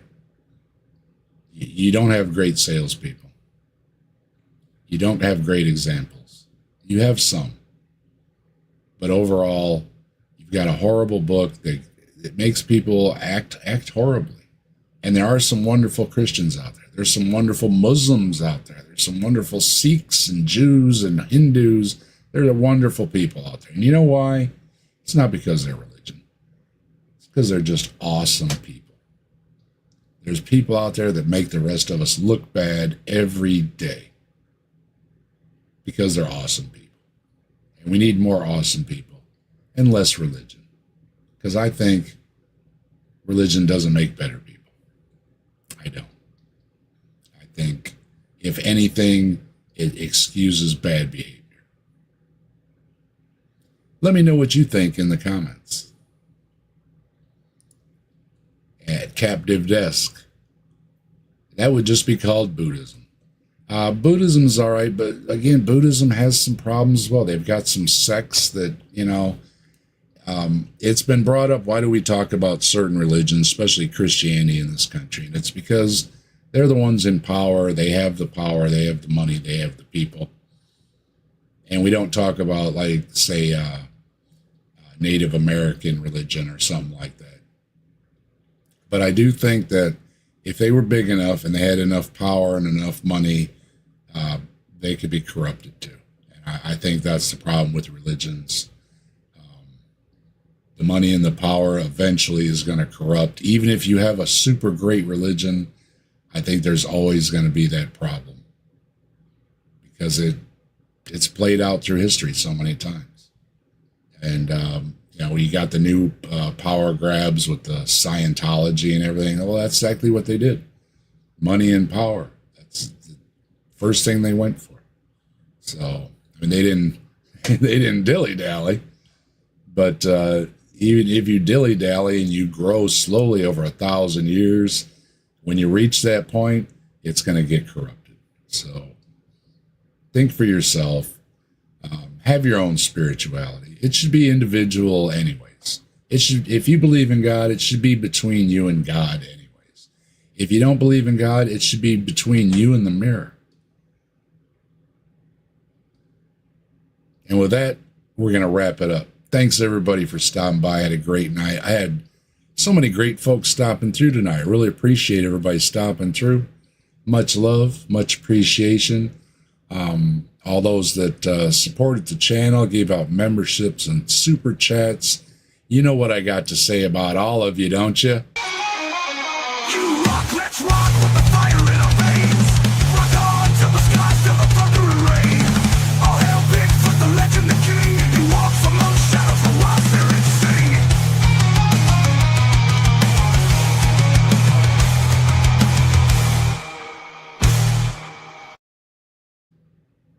And I mean it. You rock. Thanks, everybody. I will see you again tomorrow for Saturday Night at the Atheists.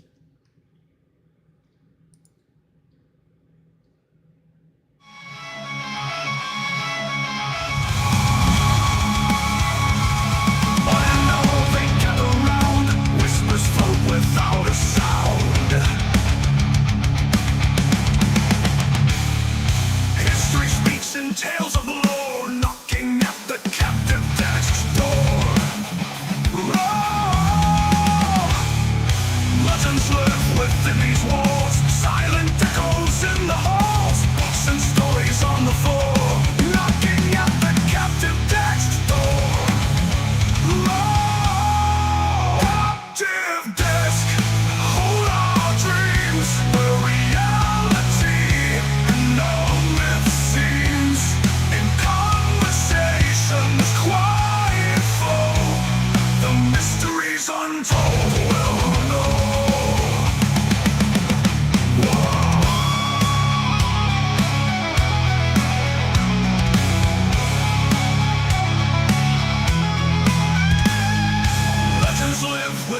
these walls. Silent echoes in the halls, books and stories on the floor. Knocking at the captive text. Nerves are wide, hearts are keen. Pages turn to secret scene.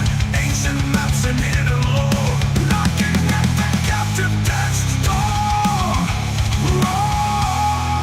Captive desk.